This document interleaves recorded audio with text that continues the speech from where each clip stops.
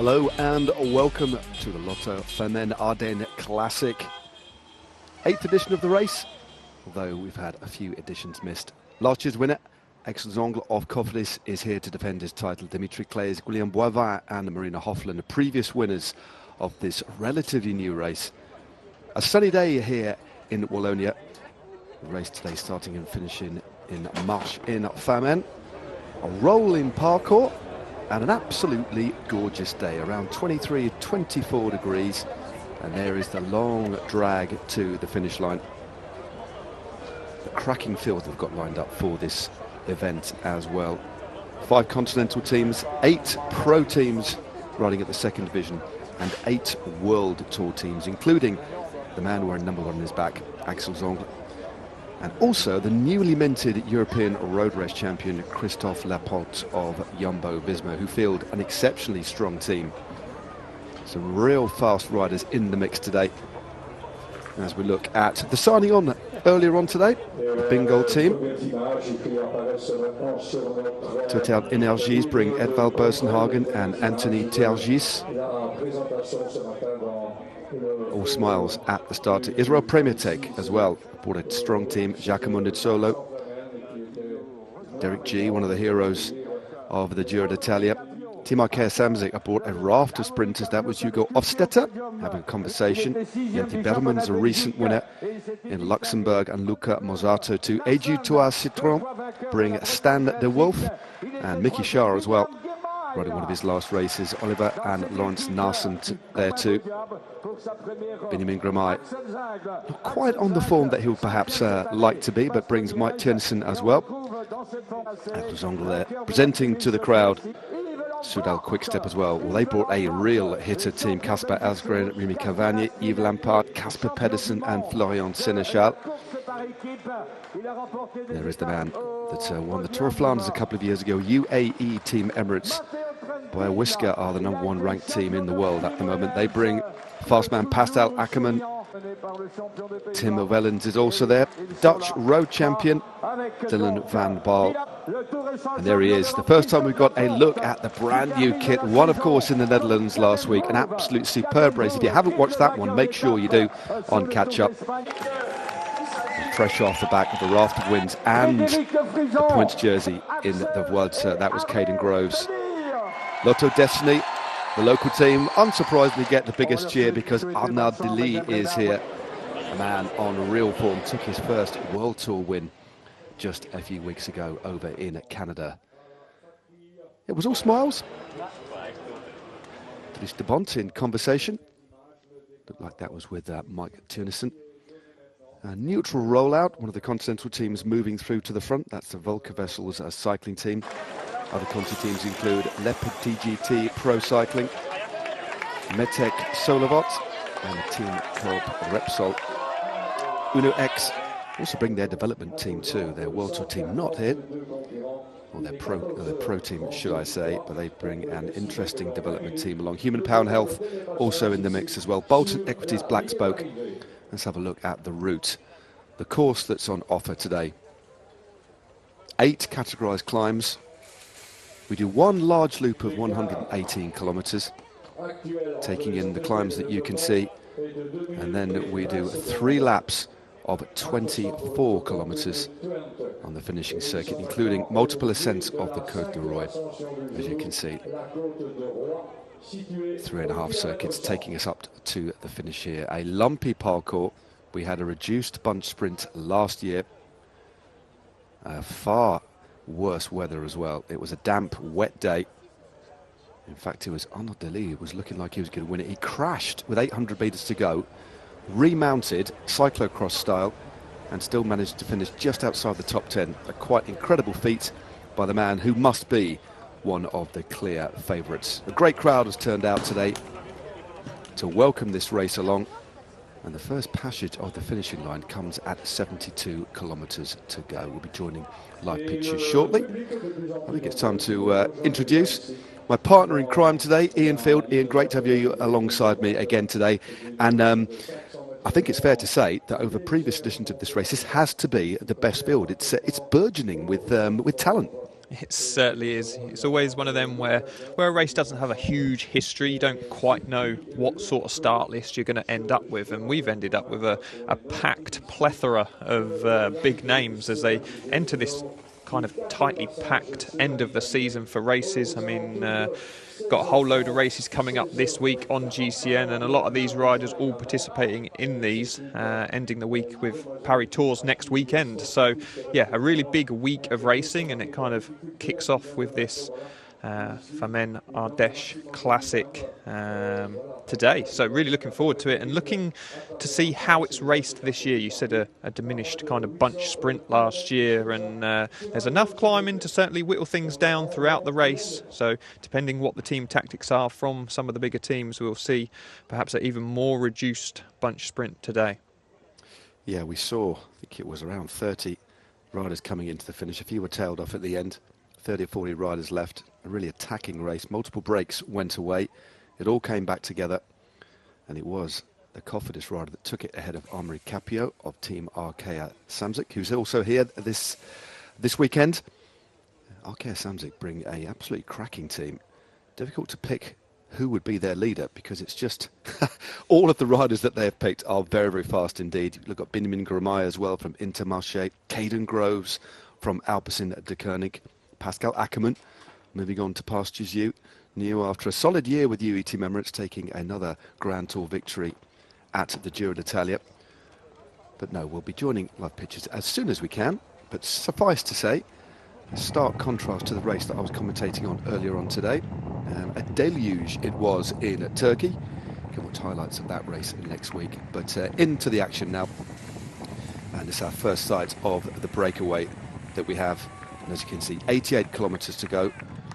In around 14, 16 kilometres, should I say, we'll be entering the finishing circuits, looping round. And there is the composition of the break in front. Monk, Bevord, Stensby, Heidemann and Sven-Erik Bistrom. Also Habits is also in the mix as well. A gap of 1 minute 52 seconds. Good to see the Uno X development team putting a rider in the mix.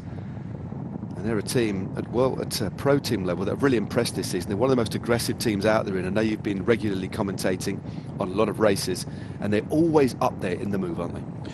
They certainly are. It's kind of the usual characters in this early break, and we see the wind blowing. It is fairly strong today, kind of at 9-10 miles per hour from the southwest. So you see the riders lined out across to the side of the road, allowing the car to come up and give a little bit of protection from that crosswind for their rider there. But we have kind of turned on to that finishing circuit, so it says 3 laps of that finishing circuit, but they do turn on to it a little bit earlier, and so almost kind of do 3 3/4 laps almost. So we actually take in the Côte d'Roy 4 times. Should have hit it with 87.7 kilometres to go. Perhaps that ticker just catching up. Perhaps they've just crested that. Before we went live, we got reports of a 4-man breakaway, so perhaps a few more riders have jumped across on the first descent of that Côte d'Roy. Indeed, and they've actually just readjusted the gap. As we're looking at the rider just on the back there from the Metica Solowat team, Jordan Habits of the Netherlands, 21 years of age, having all sorts of problems with effectively what's now turned into a parachute on his back. The Musette now acting as a windbreak. Last thing he wants, if our colleague Rob Hales was watching this, it'd be, well, I think he'd have almost turned the television off, but he's got back in contact there. Still a good couple of hours of racing still to go, but an absolutely glorious day. We've had a very, very balmy late autumn. Now, and I can't believe it, Ian, we're already in October. We've got the final monument of the year next week, of course, which you can see in pretty much its entirety on GCN Plus and on Eurosport 2. But I do like these end of season classics, I really, really do. Always super aggressive, and there's a lot of riders in pretty decent form too, especially when you look at the likes of Groves, of course Christophe Laporte and Arnaud Delis. It's going to be a real clash of the titans come the finish. That's of course if it does come back to a group sprint. You just never know.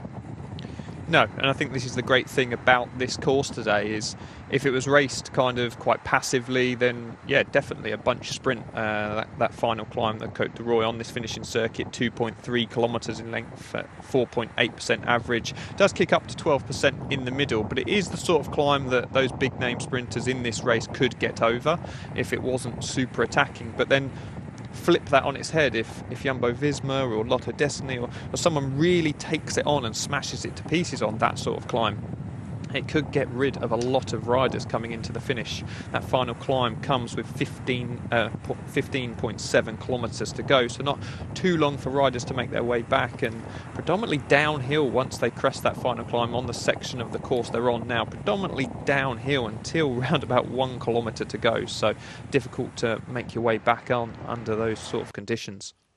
Yeah, it's as you say, most of the climbing is on one side of the circuit, isn't it?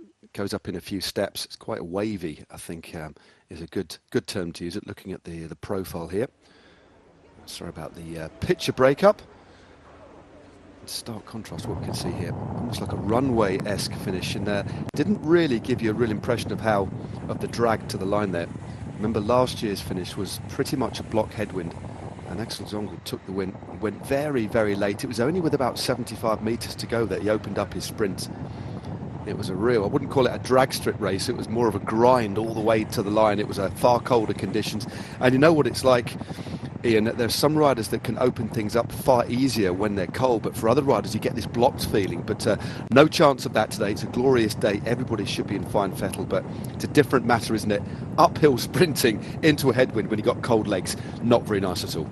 No, we don't have the cold weather today, but we do have the headwind once again and that drag to the line. So I expect a similar tactic to occur for the winner today, to come off the wheel late, to try and leave their final kick as late as possible into that headwind, try and leave a little bit of a gap to the rider ahead and rush into it on that final drag, which kicks up rather nastily all the way from that sharp right hand corner with around 850 metres to go, drags all the way to the line, and yeah, gets a little bit steeper as we approach the line in the last 50 metres or so. So yeah, I'm expecting a similar finish, but hopefully these warm conditions, the sunshine on these riders' backs, no complaints from them today with the conditions. That's absolutely ideal. 23, 24 degrees here in this beautiful region in the Ardennes, in the Wallonia area. Of course, the Ardennes characterised by the climbs, and this man here, Cyrus Monk, characterised by that astonishingly wonderful hairdo. Is famed for his mullet, is Cyrus Monk, running for the Q36.5 Pro Cycling Team, and he brought a reduced number to this race. Jack Bauer, Tobias Ludvigsen, Fabio Christensen and Joey Roscoff, should I say. But managing to get him out of the move. It's when you bring a smaller team to a race like this, it does help when you can get them out of the move. Good to see Cyrus Monk up in the front, swinging there to the back. And right now, although they have actually stripped out the time gap, this group appears to be working pretty well. And the gap hovering at just over a minute as we get another long look at that drag. Timing so crucial in any sort of sprint, but with a headwind it's all about a game of patience, isn't it, and not going too early, because there's so much more shelter to be had when sat on the wheel in a headwind sprint. For sure, and it's the kind of thing that they really have to readjust. The good thing about today's race is they're going to ride up this finishing straight a number of times, so 4 times before the real key one up to the win. So they will get a good idea of the steepness of that gradient, get a good idea of how strong that wind is, how it funnels down between the barriers and can sometimes feel a lot stronger than perhaps elsewhere on the course. So yeah, like you say, a huge advantage from being in the wheel, from being able to come off the wheel as late as possible. These big sprinters will be very used to kind of coming off the wheel kind of just under 200 metres to go, but today probably looking at only around 120 metres to go. You want to be coming off that wheel and launching that very final kick to the line, and it's all about timing, like you said. Certainly is. It would be great to see the kind of form that Caden Groves has taken. I mean, looking back to the performances in the Vuelta, he was really put, under pressure. Obviously got, was it 3 or 4 stage wins in the end, but it was the pressure that he was under from Remco Evenepoel in terms of the points classification. And I'm not too sure if you did see the final stage, Ian, in and around Madrid. Normally, they're bunch kicks, bit of a procession, but that was one of the most exciting bike races. And we've got to be honest, there's been a lot of exciting bike racing this year. It's been a golden year, I think it is. We are in a golden era. But that final stage was nothing short of magnificent, wasn't it? It topped off one hell of a race, didn't it? That final stage, that breakaway occurring, and Groves having to go with it because, as you said, the points classification was up for grabs, and Remco was desperately trying to leverage that jersey off of Caden Groves' back, which he'd worked so hard, and he felt like he'd dominated, but obviously the way the points classification works at the Vuelta, that Remco was able to pick up those points on the hillier stages, on the mountain stages even, and Caden Groves had to fight him all the way to the line, but eventually getting the win on that stage and taking the points classification. So the Vuelta, number of weeks ago now, so that kind of workload, that huge amount of kilojoules burnt, TSS accumulated, whichever way you look at it, will be kicking in for those riders. As long as they came off the back, not in a hole as such. It's come off of a Grand Tour almost in two ways. Sometimes you've come off after a couple of easier weeks absolutely flying, or it just takes you a little bit longer to kind of dig yourself out of that hole. So it'd be interesting to see how Groves is today. Yeah, definitely. I'm sure they wouldn't have put him in the race if he wasn't feeling good, especially given what he's achieved this year. But he has to be the pound for pound on a flat sprint, the quicker sprinter here without a shadow of a doubt. But on a Ardenne, a different proposition entirely. He just seems to get better and better. I think he might even be in double digits this year in terms of wins again. Such a strong rider, quite unorthodox, quite often sprints on the hoods. Different sort of sprint today. You could argue, although Groves, especially with his headwind finish, that Dele could be the favourite. But again, if you ride this sprint smart and you leave it till very, very late, quite often it's not necessarily the fastest man. It's the man that opens up the sprint at the right time. And if there's space as well, depends what team's going to lead this one out. But it should be an interesting one. First, they've got to bring this breakaway of 6 riders back. And if you have just joined us, I'll remind you of the composition of the move out in front. This glorious day as we head ever nearer to the finishing circuits. In fact, in only 8 kilometres time, we will pass through the finishing line for the first time. And then we'll commence 3 big laps of 24 kilometres in and around the lanes and taking 3 climbs of the Côte de Roy, as Ian was talking about earlier. It's quite a long climb, but certainly not that steep, 2.3 k's at 4.8%. But in the breakaway, the man on your screen at the moment, that is Johan Habets of the Netherlands, running for the Midtech Solarwatt team. Also in the mix there from Norway, Team Corp, that is Anton Stensby. Going through, chucks off the bead-on, right at the feet of some lucky spectators there, and the classic flick of the elbow, and then another rider just rolls through, and that is Leopard TGC Pro Cycling's Colin Hedershed of Luxembourg. It's pretty calm and composed. Not very often we get to see many of these teams, but at this level of race, Conti team's also in the mix. Cyrus Monk there in the silver kit of Q36.5. Been around on the circuit for a while now. Got an interesting lineup as they build their squad. I believe that Jakob Solo is moving across from Israel Premier Tech to join at Q36.5 next year. And here's the most experienced rider in this move, the most decorated rider, Sven Erik Bistrom, former Norwegian road champion, very good time trialist, and a really good rouleur as well. But great for Intermarché to have him at the front. They can just sit back. And a difficult call, I think, for Intermarché, but based on form and what I've seen so far this year, you would imagine it wouldn't necessarily be Gromai today unless his form has actually changed, because Mike Turnison is on really good form right now. He's an unbelievable finish to the season so far, and had a really good Renewy Tour, took out a stage win there, very strong at the European Championships last weekend, ended up taking 5th place there.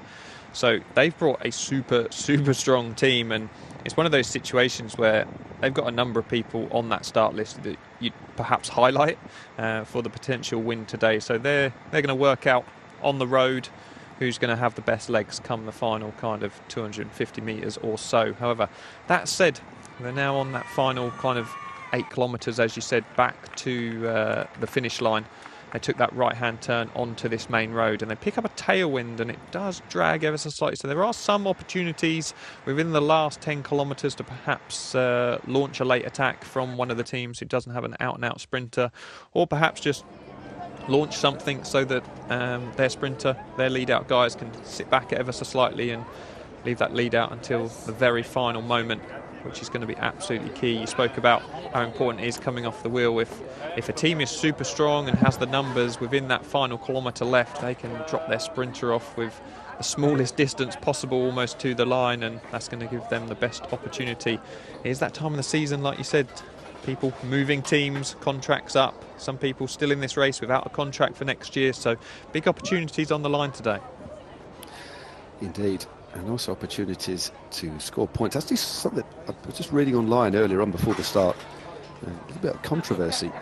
Lotto Destiny are here, but apparently EF Education Easy Post were refused an entry to this race, apparently, which is quite a strange one, due to the relegation battle last year. There's some sort of residual political thing going on there, but quite an interesting one here. But no, looking at the rankings as we get towards the end of the year, we've still got another 2 seasons left, of course, before the 2 teams are relegated from the World Tour and 2 pro teams actually move up, although that could actually change shortly, depending on the news we get in the next week or so of the potential merger between 2 of the biggest teams in the world, Soudal Quickstep and Jumbo-Visma. No more news on that just yet, but points on offer here today as well. But Lotto Destiny, who were relegated last year, have had a far better season so far this year. I think they're actually well inside the top 10. Israel Premier Tech have had a better season as well. But it is fascinating, this relegation. So I think it's fair to say, Ian, that a lot of teams were almost hunting in packs last year, and it definitely affected the style of racing, didn't it? Rather than go for the win because of the way the points were distributed, and that has been amended quite severely, actually. There's a lot more points for the bigger races and Grand Tour stages, less points on offer here. But it was interesting the way that we saw teams go to races to just get multiple riders up there rather than necessarily going for the singular win, which is quite interesting. Quite often you were watching the final few kilometres and you were just wondering what a team was doing. It's like, why on earth have they not helped their sprinter go for the win today? They've actually ended up with 3 guys in the top 10. And then you sit back and analyse it and you're like, oh, actually, they've picked up a shed load of points today and they've put themselves in a really good position in terms of that overall ranking. So, yeah, it led to some funny situations on the road that looked like from the outset, but obviously super important to stay World Tour or get promoted as it was. And so, yeah, teams did what they had to do, and I think it's up to the organisers to see our breakaway coming down that very final steep descent down towards that final corner with around about 850 metres to go. So it's going to be a super fast run down to that final 800 or 900 metres or so. It's going to make it very dangerous with such high speeds, central reservations as well. People are going to be wanting to get a very good position into this final corner, but at least all the riders get a good look at it before the final time. Definitely, and as opposed to last year, it's completely and utterly dry, not a threat of rain at all. Off that roundabout, they've got that right-hander coming up shortly. A slight narrowing point there, but they really do, as you said, that little bit of a gentle tailwind that was helping along that section. Now they drop down, and they will swing right in a little while, and then start heading up the drag. And there's quite a narrow technical section through the centre of the town before they emerge out of the other side as well. It does appear that we have slight issues with our pictures. We're only getting pictures from our static cameras at the moment. We saw that one where the riders swung around the roundabout. We've got one on the finishing line here. So as soon as we can get pictures from the moto back, we will give you them, of course. You can just hear the commentator just keeping the fans, the assembled fans, updated. The Belgians absolutely love their racing. And there's the first lead vehicle that goes through. A flotilla of vehicles. Spectators eagerly craning their necks for a view of the riders. They're still a couple of kilometres away as they start weaving their way through the town. Yeah, that break, again, last information we had was around a minute. So 70. So I think that clearly it's not quite 72 k's to go, unless the ticker's slightly out, because this is the 800-metre long drag to the line. You can see, maybe you can get a sense of the gradient. They go through the town. They've just come out of that right-hander. Just there was where Arnaud Delis last year crashed, remounted, hopped back on his bike. You'd have been proud. He obviously a former exceptionally gifted cyclocross rider. It was quite amazing. He laid the bike down, but lost his bike, picked it up, hopped on, and was still in the bunch and still managed to get 15th. It was so impressive, but it was very strong out coming into that final corner. But this is where the gradient now starts to pick up. It certainly does, and it'll be really important. We saw on that super fast descent down into that roundabout, then it narrows ever so slightly. We didn't get to see the riders all the way through that section, but it's almost like once you're in position with around about 1 kilometre to go, 1.2 kilometres to go, it's very hard to move up on that section due to it being narrow and so fast. And so coming into that final corner, if you're not in position at that point, unless there's a lull in the action at the front, which, yeah, obviously a kind of situational thing, you're going to really struggle to move up. The only thing you have got as your advantage is that headwind, slowing the front riders down ever so slightly so you can rush into the back of it. I think it's going to make for quite a chaotic, quite a tightly packed final kind of 20-30 metres on the line. One of those sprints where everyone's carrying speed from behind, and those perhaps stronger riders that went slightly earlier. We see now first clip of the bunch. Yeah, they're a good minute and a half, maybe a couple of minutes behind now, it appears. A couple of riders going the wrong around, having to bunny hop over that little central reservation. Many riders will be aware of this course, but others, they get to sight this for the very first time.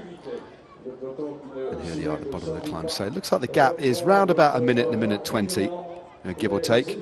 A flat front to the bunch generally happens when you've got a little bit of a headwind. For the first time, we can see the massed ranks of UAE team Emirates just in the centre of your screen. Again, a team with a very good lineup. It's got a lot of options. Pascal Ackermann, Michael Bieu, Felix Gros. We've got Alvaro Hodge as well. Still on the comeback trail. An exceptionally gifted sprinter, but I think they'll be protecting Ackermann, so they're using Hodge as a lead out. They've got Matteo Trentin as well, who can also sprint particularly well, especially on a finish like this, and Tim Wellens. So there's no slack at all in the UAE Team Emirates squad, Ian, is there? Another one of those big teams that have got like a complete roster of hitters. So it'd be interesting to see how this plays out for them. They have options, and I think that's the way you say it for quite a few of the teams today. They have options, so we'll see how this one plays out. But you saw how much of a rush, how much of a big fight there was for that narrowing already, with even kind of 3 laps to go. All the directors would have been telling them how important it is to get into that section first, and we saw that. But then once through it, no one wanted to take it on into this headwind. See, ticker now to 72.2 now for our breakaway. Should have been, according to my road book, 72 kilometres to go as they cross the finish line that time, so perhaps that'll catch up. Yep, that's what I got. So they're a couple of kilometres out, and there's the gap. Well, I was counting them ahead. I said about a minute and a half. There we go. Confirmed at 1 minute and 48 seconds. For our 6 riders out in front.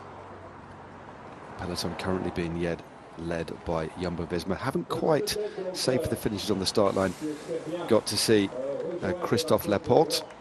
That was such an amazing performance the other week in the European Championships, as we hit another one of these little climbs that really punctuates this finishing circuit. 24 kilometres long, but looking at the profile, there isn't that much flat at all. They're either going up or going down, and that sort of terrain does make it quite difficult to control. But right now, all of the big teams seem to have everybody still there. And with these good weather conditions as well, with these less attritional conditions, make the racing far more open. There's a lot more riders that will stay in the mix too. It is amazing how many riders, not quite shut up shop, but it immediately, on the cold and wet conditions, eliminates quite a large proportion of the field. Well, on a day like this, let's be honest, everybody wants to race, don't they?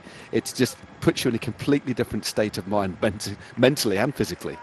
especially this time of year as well. It's been a long season for a lot of these guys, and you're coming into the final few races of the season, and motivational levels might be waning ever so slightly, and it's nothing better than getting off the team bus, hitting the sunshine on your back, 23, 24 degrees, not any rain as we see now. Interesting little move now from UAE, perhaps sending one. Well, maybe he's just made his way off the front through the feed zone to collect a bottle in piece.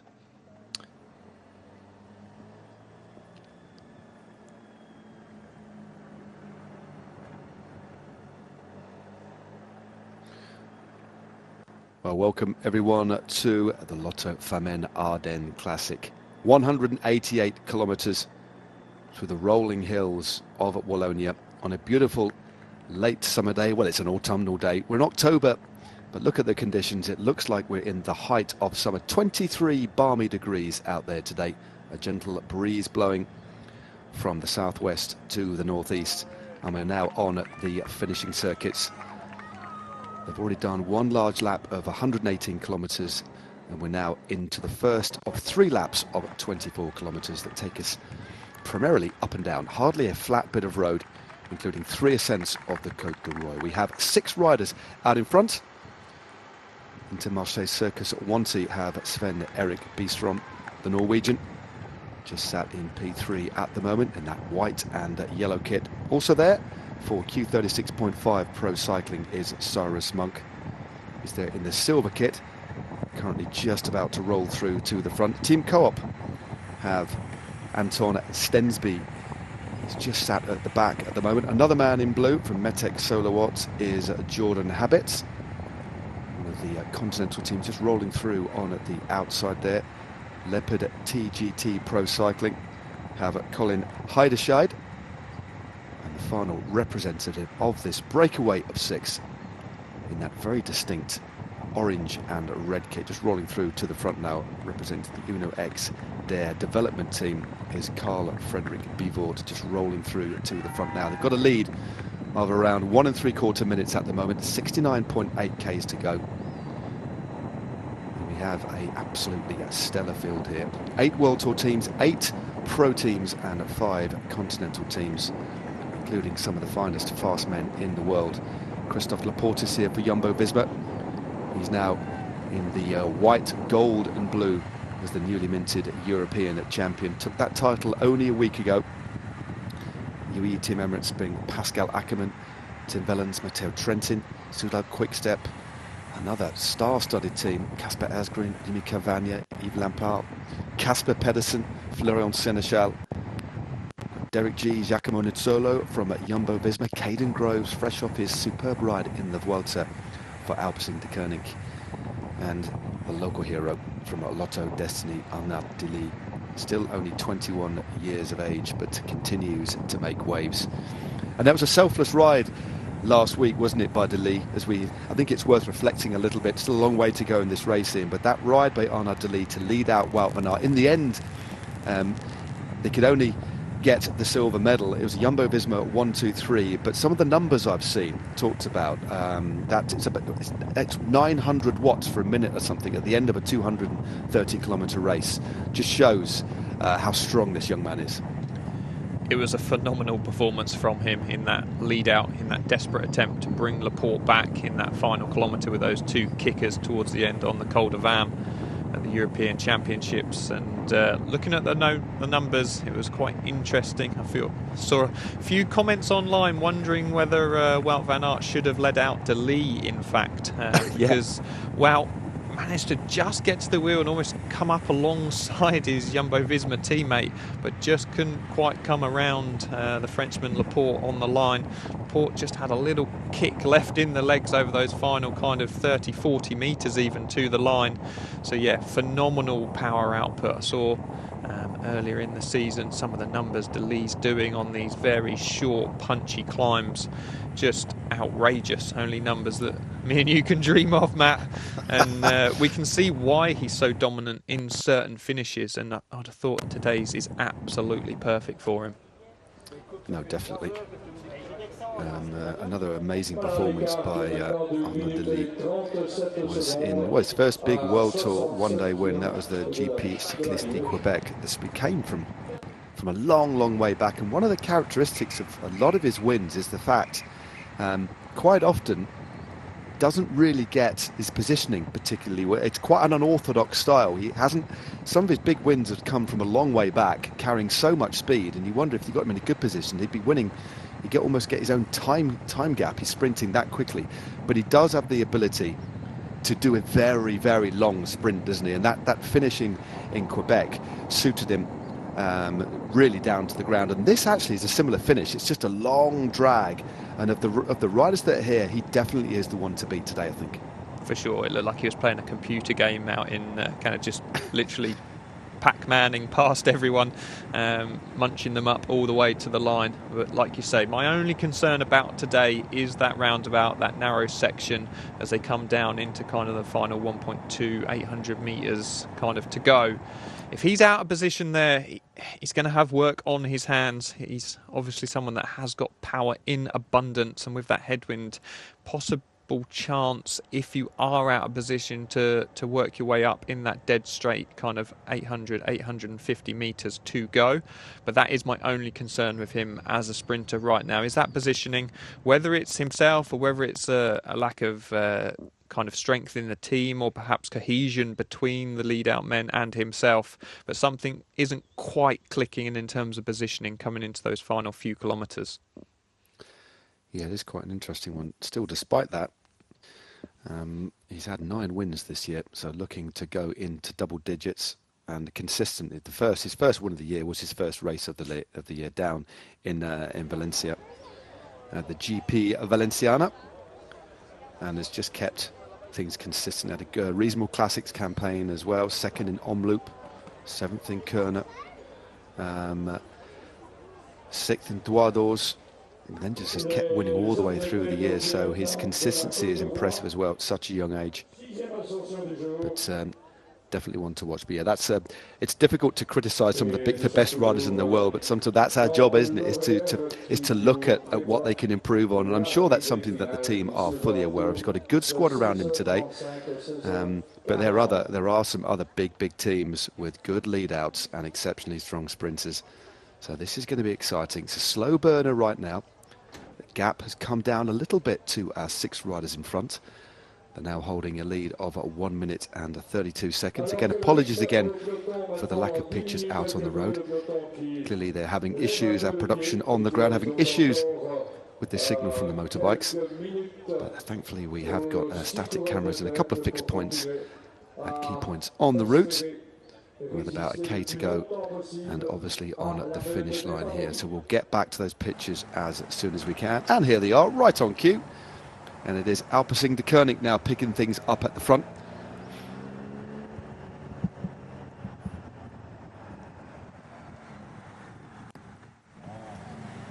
Just over 65 Ks to go.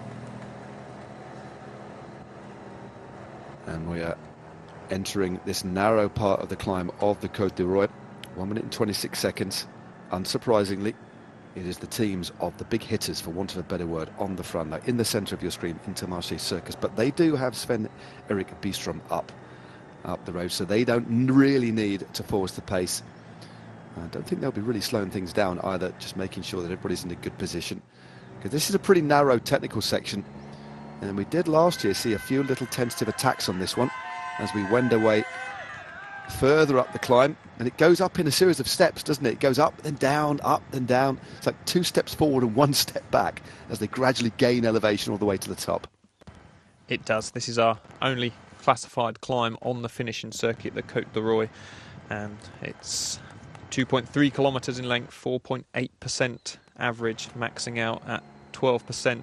Comes around about in the first quarter to the middle of the climb that the riders are on. And perhaps a launch pad. Final ascent comes with 15.7 kilometres to go. But right now, the bunch just raced for position coming into it, and now riding up tempo, like I say, into Marché with the rider ahead. Bistrom, that time of year, off to Groupama FDJ next year. So I just said a good signing for them to bolster their team for next season. Yeah, It's another interesting move. It is an intriguing, fascinating time of year from August the 1st when riders, teams announce the new destinations. But this year in particular, there is so much going on. I think we'd need a separate program to deconstruct it. And I'm sure they're going to be talking about that on the World of Cycling across on GCN and the GCN show in the coming days. I do believe Patrick Lefevre has said that there will be more clarity in relation to the current situation on Monday, which is only tomorrow. And I think, like the rest of the cycling world, we wait with bated breath, because the whole landscape of cycling at the very highest level will shift if this proposed merger goes ahead. But it does look increasingly likely that something like that is going to happen. We'll also be finding out the destination of Primož Roglič as well. That's all hush-hush and under wraps. There's a few suggestions of where he may or may not be going, but it certainly is. Trying to think of such an intriguing situation in terms of the transfer market that over the last couple of years, it hasn't been quite anything like it. This is really enormously interesting, and we'll talk about that in just a few moments' time.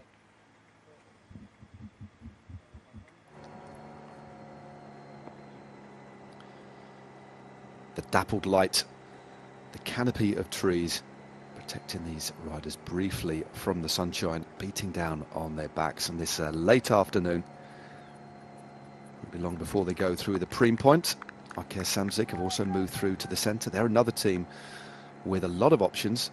Anthony Bellmans is there, Amaury Capio, David Decker, Hofstetter, Mazzato, all exceptionally good sprinters. And to be honest with you, picking a leader from the Arkea Samsic team is a difficult one. I honestly couldn't tell, because they've got 3 or 4 riders that you would that could easily be a shoo-in to be the team leaders today. And clearly they've got a lot of options in terms of the lead out as well. So another team with real depth. For sure, and that was definitely one of those teams where I got the old highlighter out and I marked down so many I couldn't work out who I was going to put down as their main man. So yeah, Biermann's winning lately at the Tour of Luxembourg, took out stage 2 there. Mazzato's won as well, stage 2 in Limousin. Here we go. Oh, big move here by Kasper Asgreen. I was about to say that Soudal Quickstep have brought a team. They've got some fast riders, but I don't think Soudal Quickstep would prefer to go up against the likes of Laporte, Groves, Ackermann, Delis, for example. And that's why they're trying to do something here. They've opened up the race very early, but it hasn't split. So Kasper Asgreen hasn't had his best of years, but did take that stage in the Tour de France. Would have preferred a good classics campaign, but look at that big surge. Look at what it's done. It's fracturing. There's a big group that have moved clear, but just shows how powerfully he's over the top of the climb. And it is Arkea Samsic willing to do a little bit of riding too. But good policing role being done here by Intermarché Circus. I think that little attack there from Soudal Quickstep straight away, Ian, gives us an indication about the way they're going to want to ride this too. And Total Energy is also getting in the mix now. For sure, and I think a slightly strange move for me, given no other teammates really towards the head of the bunch. He almost just did that completely on his own, Asgreen, and perhaps put the rest of the team kind of on the back foot ever so slightly. He hasn't actually been able to take a gap on anyone as such. So yeah, bit of a strange one, I would have said, but obviously just shows their intent, shows obviously looking at that start list, not everyone wants to come down to a sprint finish. Yes, most teams do have a sprinter, but surely they can't be that confident going up against the likes of Groves and Delis, like you said. I'm sure there's a lot of teams that want to try and get rid of a few of those pure sprinters before that finish, and Soudal Quickstep definitely one of those teams. They do have Florian Sénéchal, they do have Yves Lampart, but we see a replay of there's been a crash at the back. Who's that down there? A crash. It looks That's like last year's winner. It's number 1. Well, he won't be. That is a nasty crash. Axel Zongl is down. Is tangled up with one of the riders from Direct Energie. That looked like there was Anthony Tergis as well. He'd have been one of the definite leaders. Would love a circuit like this, but flat out on the front here. Jumbo Visma getting involved. Also with Intermarché. This is that little crosswind section. Dries de Bont also driving hard here as well. One of the riders from UE Team Emirates on his, well, it looks like it's Ivo Oliveira on the wheel of the former Belgian road champion. 106. This action at the front. has drastically reduced the lead of our 6 riders. Very exposed terrain here as Oliveira goes straight over the top. Very attacking now. This is where we went live earlier, and it was across. We saw our breakaway lined out in the gutter, and the bunch taking full advantage of that slight crosswind at this point. It comes just after the climb, so a perfect opportunity. There will be some people in the red after that climb, as we see now Askren continuing with that kind of attacking, really positive front foot kind of situation. We see Tim Wellens is wise to the move, a number of Jumbo-Visma riders, Mike Turniston. So all the names that we kind of highlighted before the start today, they're all there, very attentive, coming to the fore as things are really kicking off with just over 60 kilometres to go. Yep, Kasper Asgreen has been tasked with making this as hard as possible. And there's a few riders out of the back, still a sizable group there. But interestingly, one of the riders who I noticed who did shut the gap, this is one rider that is starting to suffer at the back, Truls Nordhagen of the Uno X Dare development team. This is the damage that's been caused by that rapid acceleration, that change in pace at the front into that wind. If you're not feeling good and you lose the wheel with the pace they're going at the front, well in excess of 60 k's an hour, 70 k's an hour probably down here, it is game over. And 54 seconds as Asgreen continues to pile on the pressure at the front. And it was actually Caden Groves who isn't too far away as well. He shut down one of the gaps.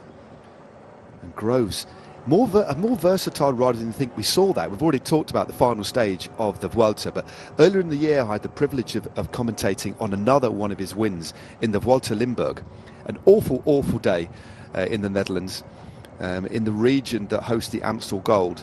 And it was split to bits over many minutes here, and there was just 2 of them left, and Caden Groves won it. It gave me an insight. This man isn't just a sprinter, but what we're seeing over the last couple of years, even the fastest men in the peloton, who we do class as sprinters, are more versatile than ever. They have to be in this modern era, don't they? I was going to say, are there any pure sprinters left as such? It seems kind of old school, old breed, the likes of a Gripe or a Kittel, perhaps those just out and out pure sprinters. And the way the bike races are raced now, you just simply can't be that. You have to be versatile. You have to be able to get over these small climbs, because we know how aggressive the racing is from the off. The entire 188 kilometres today will have been raced. There's no kind of easy days now on the pro calendar. It always quite funny, that first race of the year, no matter where it is, whether it's down in Australia or one of those races in Mallorca, they're racing from the off at very first day of racing. Just not that long ago there would have been almost training races on the calendar, and the last kind of 20-30 kilometres would have been raced full gas, that kind of situation. But right now, no easy days, no easy races, and so it means the kind of rider that we're looking at, your Groveses, your Philipsons, they're sprinters, but they can do a hell of a lot more, as we saw kind of Philipsen at Paris-Roubaix, etc. So yeah, makes for a very interesting set of races, because the sprinters can do a lot more than just sprint, like you said. Exactly. Happy to get stuck in the mix, and we are seeing that more and more often, and it is making for exciting, unpredictable racing. It really is. There's a Lotto Destiny. Oh, that's the unmistakable figure of Yves Lampaert is now going. So they want to do this, don't they? I think it's Van Tricht actually who's going clear now, opening up a little bit of a gap, but straight away in the mix. Jumbo-Visma on the wheels there.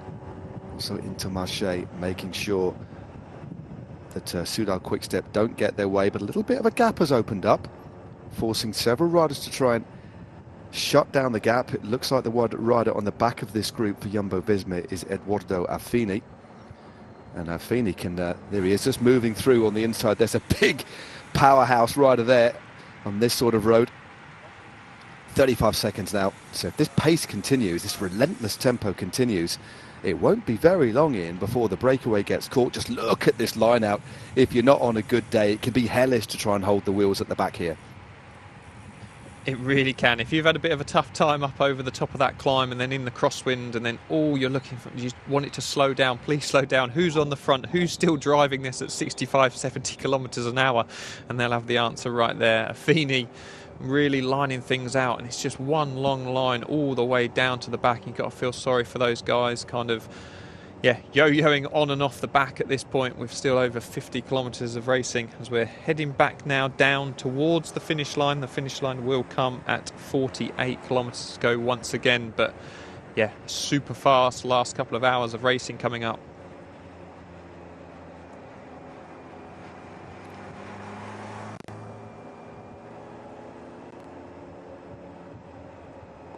So after a brief period of relative calm with the break of 6 riders holding the bunch at 1:30, things have really opened up, and they've opened up early. Kasper Asgreen going on the offensive just over the top of the Côte de Roy, and that has provided a real catalyst for some aggressive racing.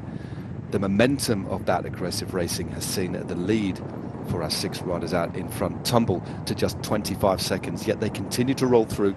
Bevel there rolling through, and again another attack from Soudal Quickstep now. Again, we definitely know what they want to do in this race. They do not want it to come down to a group sprint, that is for sure. But Jumbo-Visma attentive, back on it, shutting down these gaps. Fair play. Also in the mix as well, the Uno X development team. They've got a man up in front, so they're making sure that they're constantly represented, and not too far away, the blue and red of Lotto Destiny. But interestingly, they're not riding with any of these, although Arnaud Delis is the sort of rider that would happily get involved in the mix. So it's Fred Frieson now moving through to the front. Yeah, it looks like probably Lotto Destiny just want to take a little bit of control of this one. I'm sure that wasn't an attack from Frieson. He just wants to go to the fore and just set a decent pace and just try and calm things down ever so slightly. Yeah, just get a little bit of control in this race. He's eased up, exactly as you said. Just behind him, Dries de Bont of Alpecin de Koenig. A little bit of calm has resumed again. About 7 Ks before we get through to the finish line again, as we continue to lose elevation on the far side of the circuit, but they've lapped very quickly. Constant washing machine effect. They will soon be in sight, in fact. 17 seconds is the lead. Continue to relay through. Very well organised group of riders here. Cyrus Monk just at the back. Another attack now from the narrow silhouette of the Danish rider Kasper Asgreen. He is a man who Brian Holm once described as a human motorbike. So dangerous away on his own. Former TT champion of Denmark, remember. Opened up another little gap straight over the top. It's a Bingo WB. Interesting move there. Yeah. Just 2 riders behind from Intermarché kind of sat up and let that group go, knowing that they had a teammate in that front split. So interesting. Perhaps they're not 100% confident in a bunch kick. They're happy for perhaps a small group with one of their many kind of fast finishers to get away. But looking at Soudal Quickstep, the main protagonists here, they've got Asgreen, Cavagna, Tim de Klerk, Lampart, Pedersen, Seneschal and Van Trick. So you probably earmark perhaps a Lampart, a Pedersen, even Casper Pedersen, or a Florian Seneschal being very fast finishers, but not that big bunch kick kind of rider. Exactly. So very confident from probably a group of 20, 30 guys, but perhaps not confident from an entire bunch sprint. I think I agree. I think it would be, for me, I think it would be between Casper Pedersen and Florian Seneschal from the lineup they've got here. But as you say, they aren't quite the same sort of, haven't got the same sort of sprint as some of the runs that we've already described, the Ackermans, Delis, the Caden Groves and the Christophe Laporte. So that's why we're seeing them constantly on the offensive and trying to open up the race early as well. The later you leave it, the less chances you have. So they've been pretty disruptive right now. It's great to see, and it has provided an opportunity. Started off the racing. A lot of other teams now getting in the mix. Big move on the right-hand side, weaving all over the road here. Oliveira now on the outside, having a little look round, and there's a big move straight over the top. So Intermarché again, with Grimay not maybe being on great form, and Mike Turnison, he can sprint pretty well, as we know. I think very much like Soudal Quickstep, they'd rather take the chances from a small breakaway in, and it's again plain to see. They've got in pretty much every single one of these moves, and now they've managed to punt somebody up. This little drag before we get that long drop down into the finish line. perfect launch pad here for one of these attacks, but going solo probably wasn't what he had in mind. I'm sure he would want a little bit of help, maybe 3-4 riders to come with him to make this kind of a little bit more of a stronger, a little bit more kind of chance of staying away. It's Hugo Page, who's fast finisher himself, but is that him sitting up? Yeah, he's getting the call through. No point kind of trying to get away on your own with still over 50 kilometres of racing to go. I'm sure he was looking to prize a small group clear like we'd seen in the past kind of 10-15 kilometres of attacking racing, but yeah, doesn't want to forge a lonely furrow. Well, he's been on the radio. It seemed after that little bit of a hesitation, it appears to be just looking at his body language, the way the shoulders are rocking there ever so slightly. It's suggesting that he's putting a fair bit of force through the bike, but almost was asking, should I continue with this one? Do I need to go? The last thing you want to be is just out on your own. But with a rider dangling in front, all you need is one or two riders in ones and twos, as we classically see, getting across and then a move ultimately moving. And he's committed to this one now. On the tops, on the hoods, just lowers his body a little bit, creating that smaller frontal area as we head towards the finish line. So the breakaway now caught, and the solo rider out in front is Hugo Page, the Frenchman riding for Intermarché Circus. They had a man in the group, the front earlier on, Sven-Erik Bistrom, but after several attacks, predominantly by Soudal Quickstep, the race has opened up again, and with 52.3 k's to go, this man is solo. But I can tell you what, I think he would have preferred to have at least a couple of riders with him in. Yeah, we can see why he hesitated. You never want to go solo with this far to the finish line. It would take, kind of a very strange situation to allow a solo rider to go all the way to the line from over 50 kilometres and out. But obviously got on the radio, asked the question, and the DS obviously told him to continue with this one. I think he's going to ask the question once again. Get on that radio. Are you sure about this? And yeah, sure? The positive from this is it's almost like a anticipation of a later move. So he's already up the road. He's already got a small gap. So he doesn't have to go with the next attack. The next attack will come up to him as such. So not a completely pointless move, but yeah, he's got his work cut out for sure. Not at all. It was just at the point when there was a little bit of a lull in the racing, and he went. Racing seems to move. It's so unpredictable. It goes in phases, doesn't it? And there's a lot of activity. But all of that initial activity started off by Kasper Asgreen as would slash the lead to the group in front, to the extent they ultimately got mopped up far earlier, I think, than we thought they would. And now he's gone, and it was just at the moment that everybody hesitated, looked around and thought, actually, let's take a little bit of a breather. But we're now going to drop down, heading back in to Marche in Femenne. And this is where the pace really picks up. We funnel through that a double roundabout right into the town, and then back out the other side and back up the drag. And next time through the finishing line, they will see 2 laps to go. 2 more circuits of this 24k finishing circuit. Briefly in behind the motorbike there. Ooh, looks like he hit a little bit of a bump there. Drops in front of the moto. Great to see a rider in full flight. He is absolutely motoring down here, isn't he? Let's see how he takes this first roundabout. Not on the brakes at all. Carry full speed through that one. And it's interestingly his teammates on the front here. That is something quite interesting. Not necessarily what I expected. Again, clearly for positioning. But you'd have thought they'd have left it to another team to drive through that roundabout. This is very intriguing. Definitely. We said a lot of teams have options. Perhaps we didn't think about this option of chasing down your teammate, but we do get a good look now of that narrow section coming down towards the finishing straight.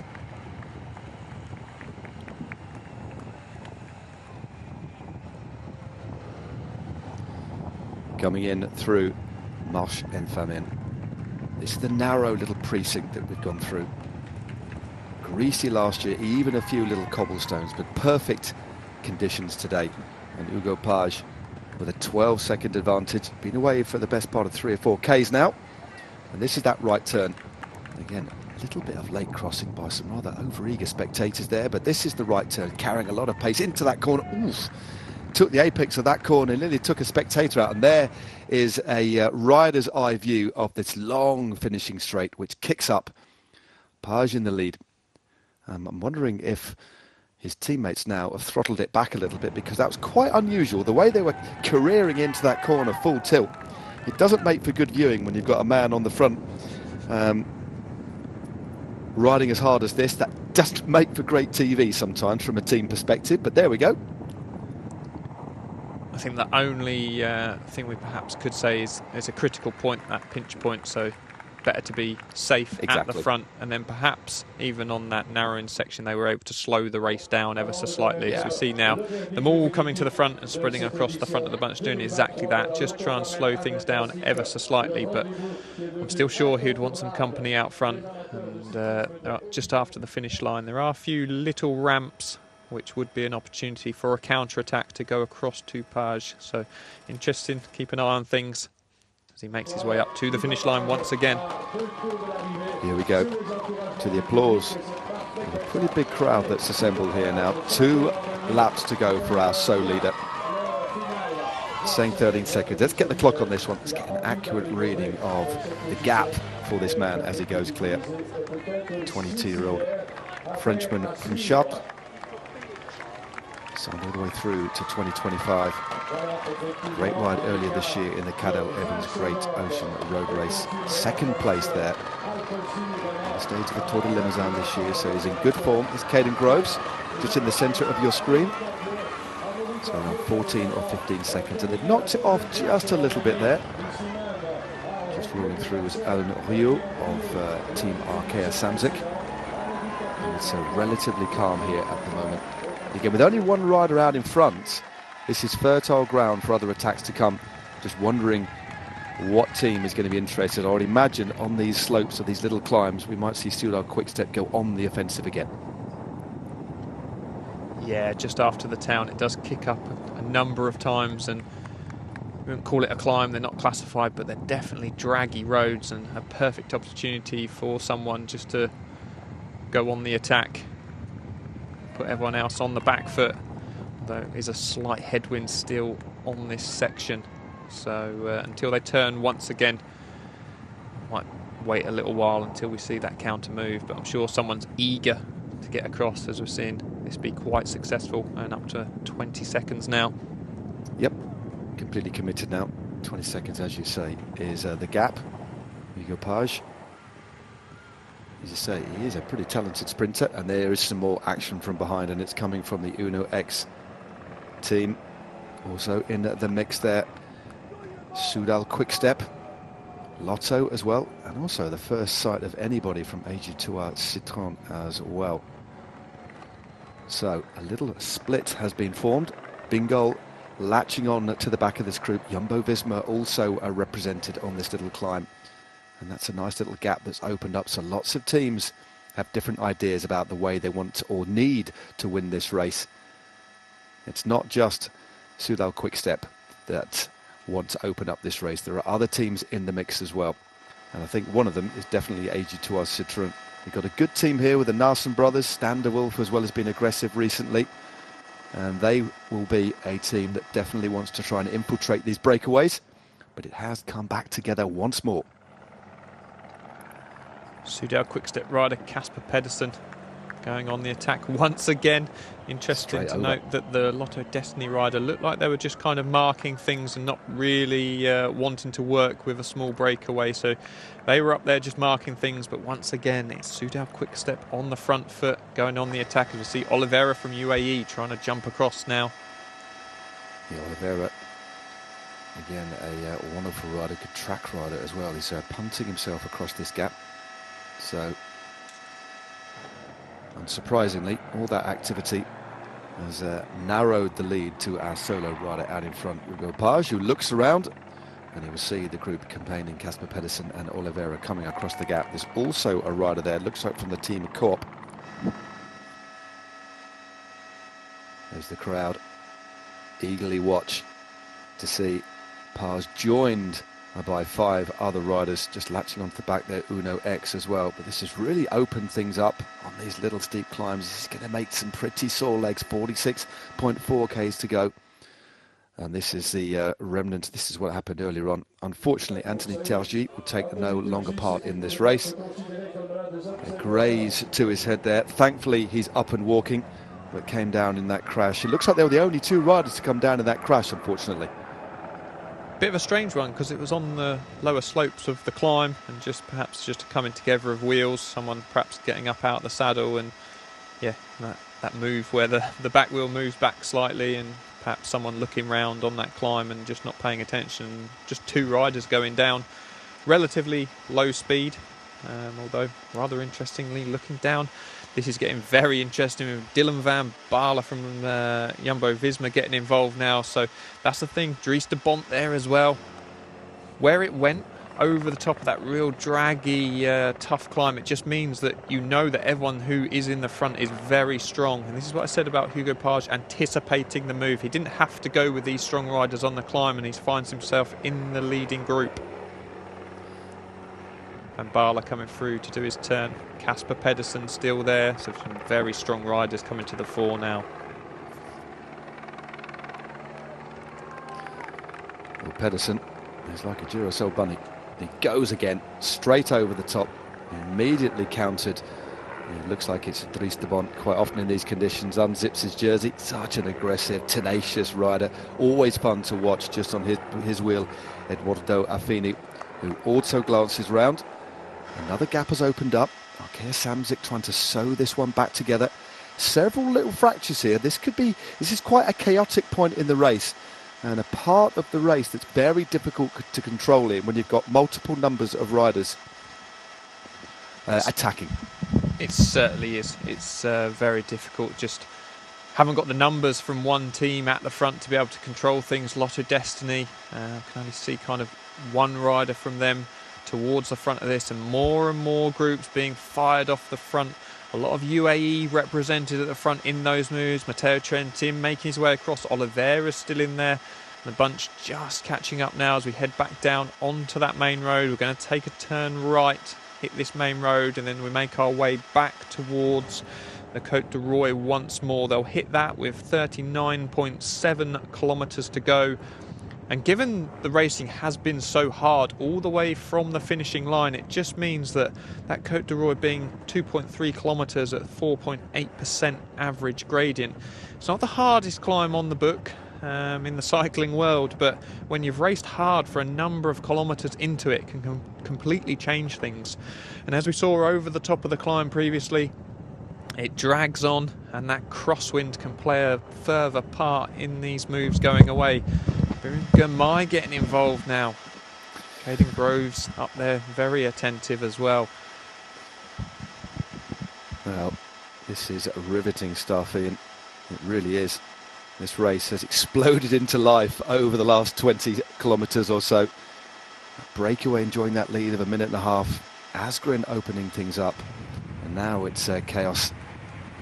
Lots of teams do not want this to come down to a sprint. That is for sure. And as a result, this is fast and furious stuff.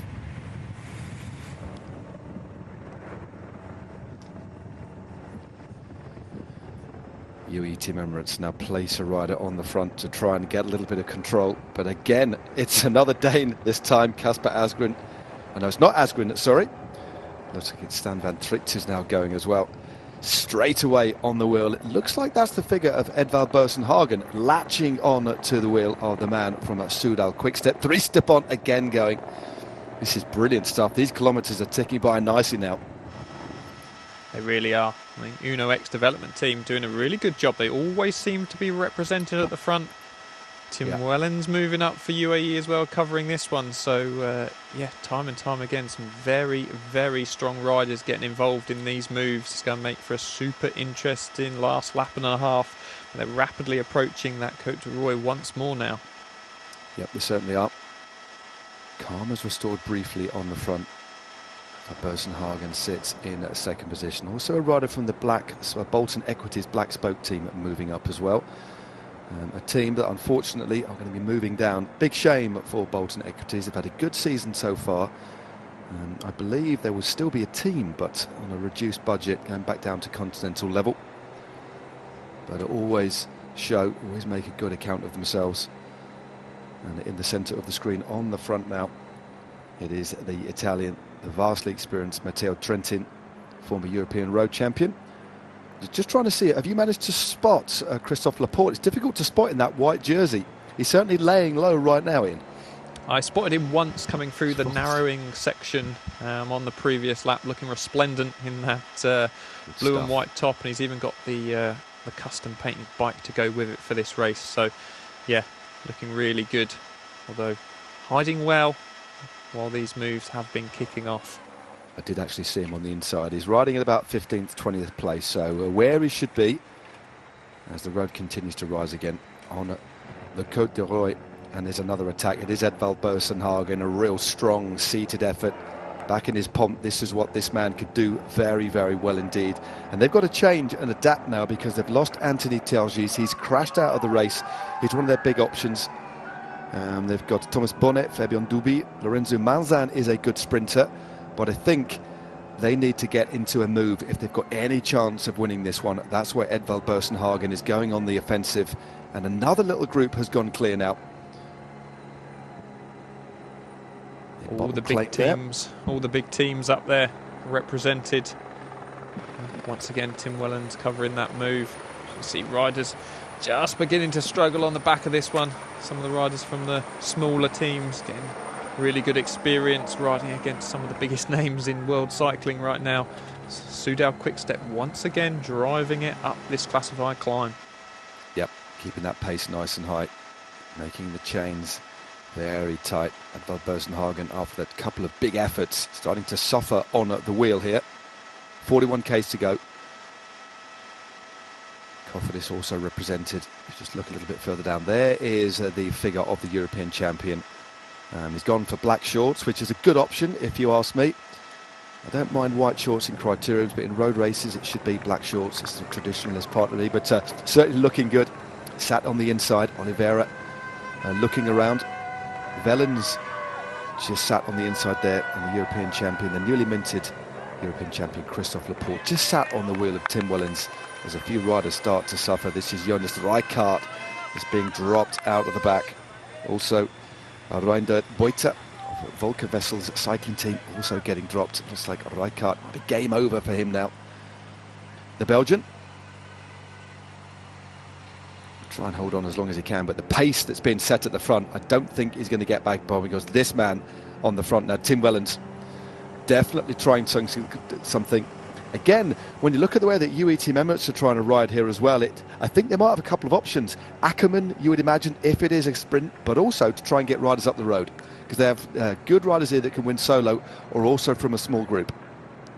For sure, and only the strong coming through now.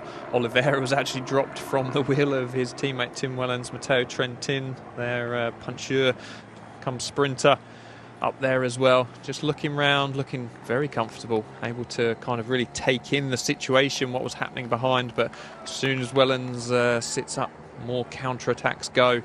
Gamay, Trentin following Gamay as well. So the AG2R Citroën rider taking Jumbo-Visma. Human-powered Health up there as well, one of the other teams who unfortunately will be no more come next season. So yeah, a good time to put in a big ride for one of those riders. Yeah, I think that was Gage Hecht, the American. Looking pretty good, sat there in third wheel. Benjamin Gramay just on the inside, and there's another move that goes straight over the top. This is Matteo Trentin. Meanwhile, the pace a little bit too hot for Edoardo Affini with 40 k's to go. Jumbo-Visma lose this man, but he'll try and get on over the top. He's got that sort of engine. If he keeps them within 10 or 15 seconds, he should get back in contact. But Trentin now goes clear, and it looks like it's Yves Lampart now trying to get across the gap. Lampart and Dillier know how strong Matteo Trentin is. You can't let this guy take 20, 30 seconds. Especially, I'm sure he's just trying to anticipate the move, trying to take a small group clear, because he'd be confident from a small group come the finish up that drag. Just looking round, one of the most canniest riders out there, knows exactly what he's doing, just trying to prize a small group clear. That was interesting, the way that Trentin just didn't even bother to drop onto the wheel there. Sylvain Dillier just on the wheel of the rider from Total Energies. Constant looking around here. But as you said before, very impressed by the way that Uno X development team are riding here. Always have got somebody at or near the head of affairs, covering pretty much every single one of these little splinter moves. But that little group is starting to go clear. AG2R Citroën represented us at the back as well. Looks like one of the Bolton Equities riders has slotted in there too. But 39 Ks to go. So about a lap and a half still to go.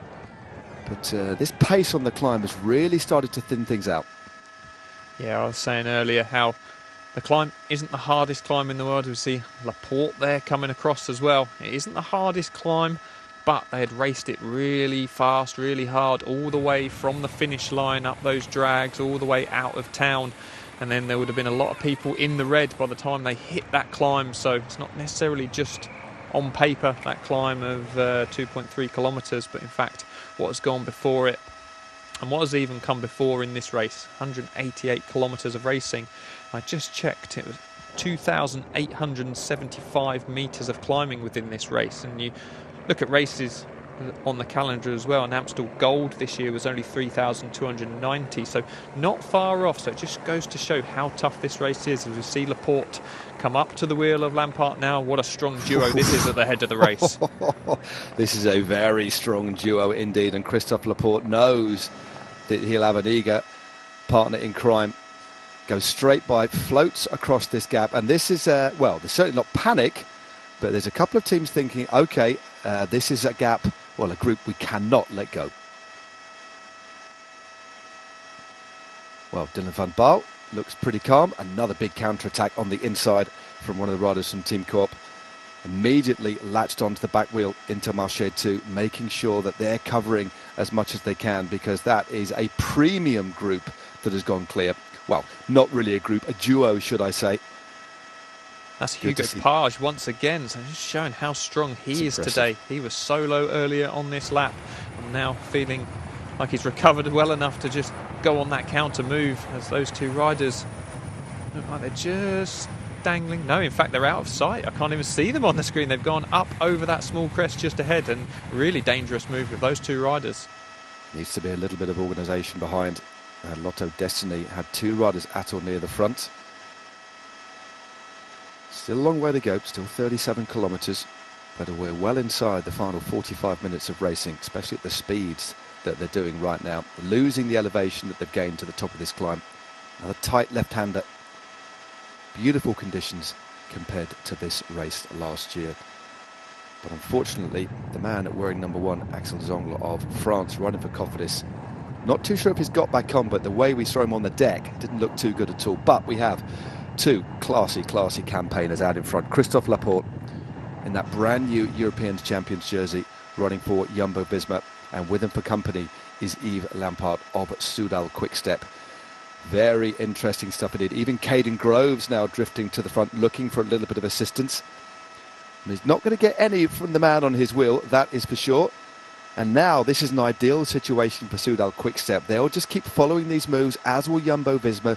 Two of the strongest teams in the race now have, well, I've put the other teams on the back foot. They're on the front foot. All they need to do is to try and stifle these moves, because the engine's up in front. Well, there's some firepower, some combination. They know each other very well, and they're absolutely flying down the other side. 13 seconds is their gap in. The problem the chasers have got right now, they just simply don't have the numbers, and every time they look round, there's someone from Soudal Quick-Step or Jumbo-Visma coming through to slow things down. So right now that gap's only going one way. Need to get a shot of the bunch. See the strength of Laporte just out of that corner, kicking away from Yves Lampard. So just goes to show how strong that newly crowned European champion is right now, kicking out that corner and opening up a very small gap. Yep, he's so strong. He really is, and it is Intermarché Circus. Mike Tennyson on the front. Yep. Very strong end to the season, and he realises the danger. This is one of those situations you can't hesitate, because that gap will rocket up to 20-30 seconds. But as I said, the trouble he's got, he's going to look round and he sees the big figure of Tim de Klerk marking things, and even if Tim de Klerk gets out of the way, there's a Jumbo-Visma rider in third. Exactly. Well, Tim de Klerk on the move next year as well. I believe he's moving across to Alpecin de Koenig in Interesting move after many years in the service of the team of Patrick Lefebvre. But right now, there is no organisation behind it. And because of the pace on the climb, what we can't see, there's no real colour blocking at all. It's very difficult to rally your resources and get things organised. So it's just these singular riders going off the front, making it very hard. Another couple of seconds take it back. And team that have missed this one, though, of course, is the UAE Team Emirates. But there's no real combination at all. That's Tim Vellens looks across. It is indeed Caden Groves on the front having a bit of a conversation. But no organisation at all here. What are Lotto going to do? Lotto Destiny with Arnaud Delis. Not seen too much of Arnaud Delis floating around in the peloton. And all these little bits of hesitation are just giving an extra bit of distance to our two leaders out in front. And these aren't two nobodies. These are two of the most decorated and respected riders, specialists at this sort of terrain as well. Laporte with a massive engine. Had a superb season, as have Jumbo-Visma. Arguably one of the biggest demonstrations of power I think we've ever seen from a collective unit. And there it is in full flight, and that brand new custom Surveyor that you were talking about a few moments ago, Ian. And 19 seconds is the lead. So a formidable, potent duo in the lead of this race as we head into the closing stages. This is the 8th edition of the Femenne Ardenne Classic, although only 4 editions have been run due to the COVID pandemic. It's a relatively new race, but a race of real character. 188 kilometres the distance, a big loop of 118 k's, and now we're halfway through the second lap of 24 k's. And the next time through the finish line in the centre of Marche Infernale, we will take the bell. So, an interesting situation now, Ian. What do you reckon? They've got to get organised as quickly as they can and deploy troops on the front. You don't want to, you have to bring this back. You can't afford even to get a holding pattern with riders as dangerous as that. No, exactly. And finally we get some colour grouping in the form of 3 Lotto Destiny riders at the front of this one. Frédéric Frisson on the front right now, doing his turn, desperately trying to limit the losses right now, and then with three against 2, going all in with over 30 kilometres to go. You'd have thought they would be able to just begin to bring things back ever so slightly on this faster section of the course. But the problem Lotto Destiny have got is if they bring this down to kind of 10, 12 seconds perhaps coming towards that finish line, and those draggy climbs once again, it just opens them up to counter-attacks from the bunch behind. Everyone else recovering right now in the wheels, and they know how important it is to get across to these leading 2 riders. So Lotto Destiny kind of between a rock and a hard place right now. They can't do no right, but just need a little bit of help from perhaps one of the other teams. See Michael Berg moving up from UAE. If just few of the other teams sent up one rider to help out, and they'd have this situation under a lot more control, because that gap's currently going out further. It is, and despite the best efforts of a man who's exceptionally powerful, Frédéric Frisson, a good lead-out rider himself. A big motor on board the Belgium. The gap is indeed going out. You'd imagine UAE Team Emirates might put somebody on the front there as well, or perhaps they just prefer to attack over the top and try and get a counter-attack going rather than leave it to a bunch sprint. And that's why a lot of the teams are looking to Lotto Destiny to ride. For Arnaud Delis, a man with 9 wins already on the board this year.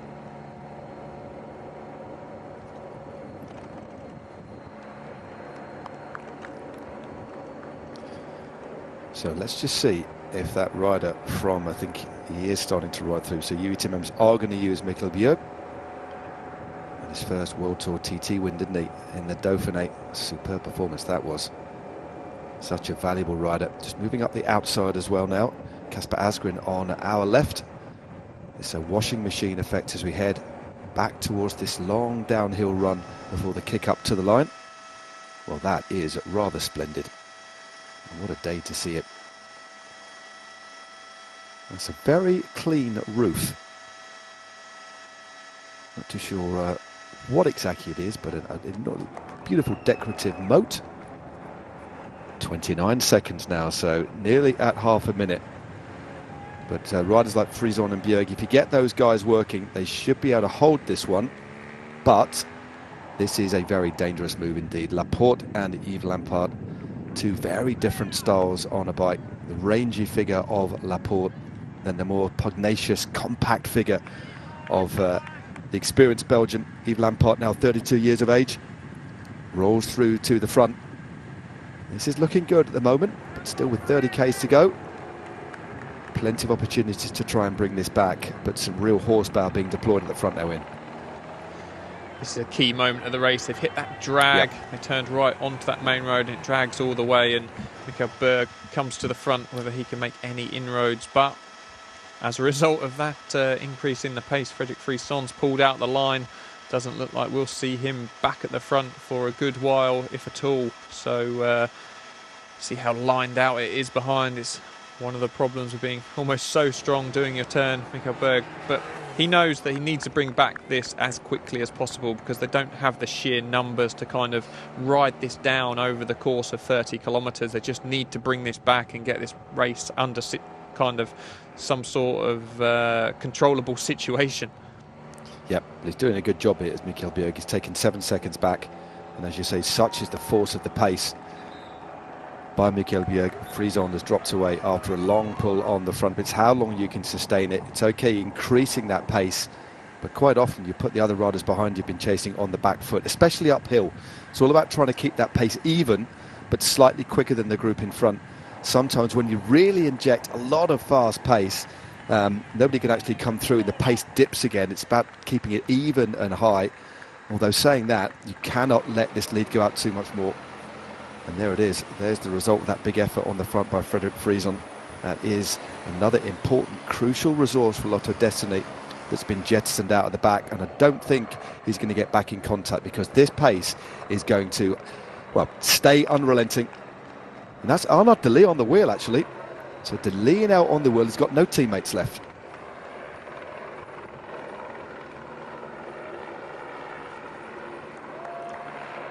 Oh, fascinating stuff. Such is the pace of Bjerg that all of the teammates that Lotto Destiny had near the front have been dropped. That's a Hugo Hofstetter, another one of the fast riders for Arkea Samsic, also being dropped. A real indicator of how furious, how difficult this pace is now in.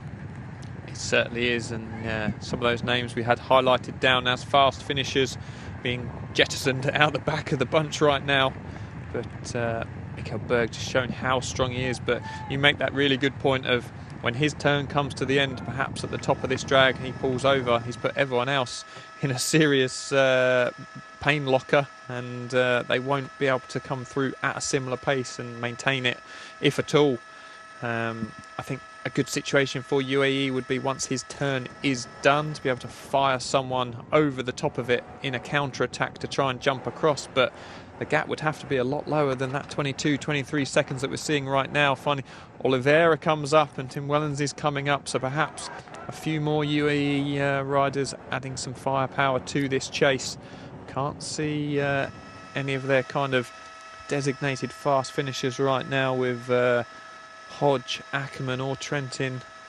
No, exactly. I'm just trying to see. It says Tim de Klerk is there, Casper Asgreen. Nobody riding at the front yet from Intermarché. That's Benjamin Grimay a little bit further back. There's Stander Wolf, a few other riders from his team, AG2R Citroën. But yeah, I haven't seen Ackermann all day, to be perfectly honest with it. Doesn't mean he's not there. He's a canny rider, experienced German. But look at that line. There's a lot of riders that are just struggling to hold the wheel up this long drag. But right now, they're just holding the gap at 20 seconds. But UAE Team Emirates putting a lot of resource on the front. It looks like Tim Wellens is just putting Oliveira back in there. So two riders from UAE Team Emirates. Look at the face of Michael Bjerg here, completely lining this group out. But interesting that Intermarché aren't assisting with the pacemaking. Right now, Lotto Destiny don't have the resource at the sharp end of the peloton too. So Arnaud Delis was looking forlornly around. His teammates are dropping away. He's not going to hit the front. Right now, he's going to have to rely on other teams to try and bring him back into contention. As our flying duo out in front, Christophe Laporte, now 30 years of age, from La Seine-sur-Mer, got with him for company. The Belgian, 32 years of age now, Yves Lampaert, the former national champion from Isegem, leaning into this roundabout. What a duo. a real active part of the race. Both of these riders finding themselves out in front. Still a relatively slender lead, but the peloton do have them in their crosshairs. This is going to be, well, I say, it is going to be crucial. This final lap should be an exciting one as Oliveira leans a flotilla of riders from UAE Team Emirates into that right-hander as they thread their way through the centre of the town here at Marche en Femenne. When will the other teams get involved? That's the interesting one here. Because of the way that this race has unfurled over the last couple of laps, it's just utter chaos, isn't it? Over the top of the climb, it's just lots of riders attacking. So it appears as if teams are happy to sit back and just see if the general momentum of the activity just starts to shut this gap rather than commit riders to the front. Yeah, we end up with this situation, that kind of Group 2 situation, as we call it, as when one group of riders goes to the front and drives it as hard as UAE are.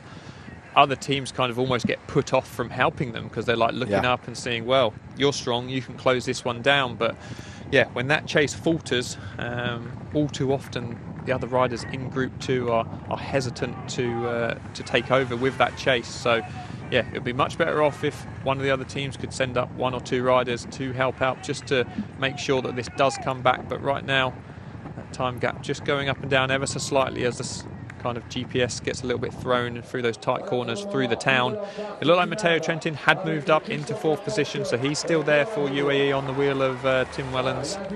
Just two of those riders doing the work right now. So right now, 2 against 2 as we head up that finishing straight once more for the penultimate time.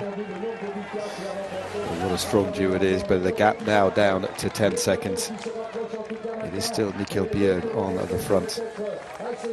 Christophe Laporte wipes some of the sweat from his brow as Bjerg stamps on the pedals, coming in now to the final lap of the Lotto Femenne Ardenne Classic. It's been a great race so far. 6 riders went clear, enjoyed a lead of well over 2 minutes, but they were brought back by some ferocious racing. The catalyst, Casper Asgreen, started things off. The gap soon tumbled.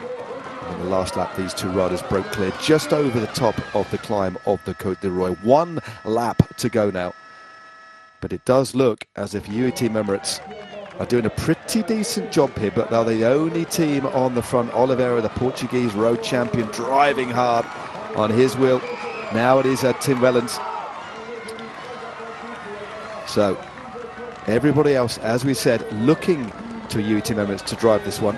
And the field has thinned out somewhat as well here, unsurprisingly, given the ferocity of this pace. A lot of riders have been distanced on that draggy climb up to the finish, and the pace from UAE being put on. Looked like Michael Bjerg had disappeared from that chase at the front. So here we go, Tim Wellens on the attack through the feed for the last time. Yep, Wellens on the offensive. Somebody's trying to shut it down from a Jumbo Visma here. It looks like it might actually be a Tim Van Dijk who's trying to come across. You don't want to give Tim Wellens too much of a gap. Also trying to get in the move as well there. Try and make sure they're in contention. Lotto Destiny. And this is some acceleration by Tim Wellens. It suggests to me that it's not about Pascal Ackermann. They teed things up for Wellens to go straight over the top. And what an acceleration that was. Tim Wellens now joins the trio out in front and has torn the peloton to pieces with that big attack. But it essentially has started the race as we've got a big group of riders up at the front. So what a move that was by Tim Wellens. And Arnaud Delis is there as well in the centre. Arguably the favourite now moves through to the front, and he's happy to ride this one as well in there.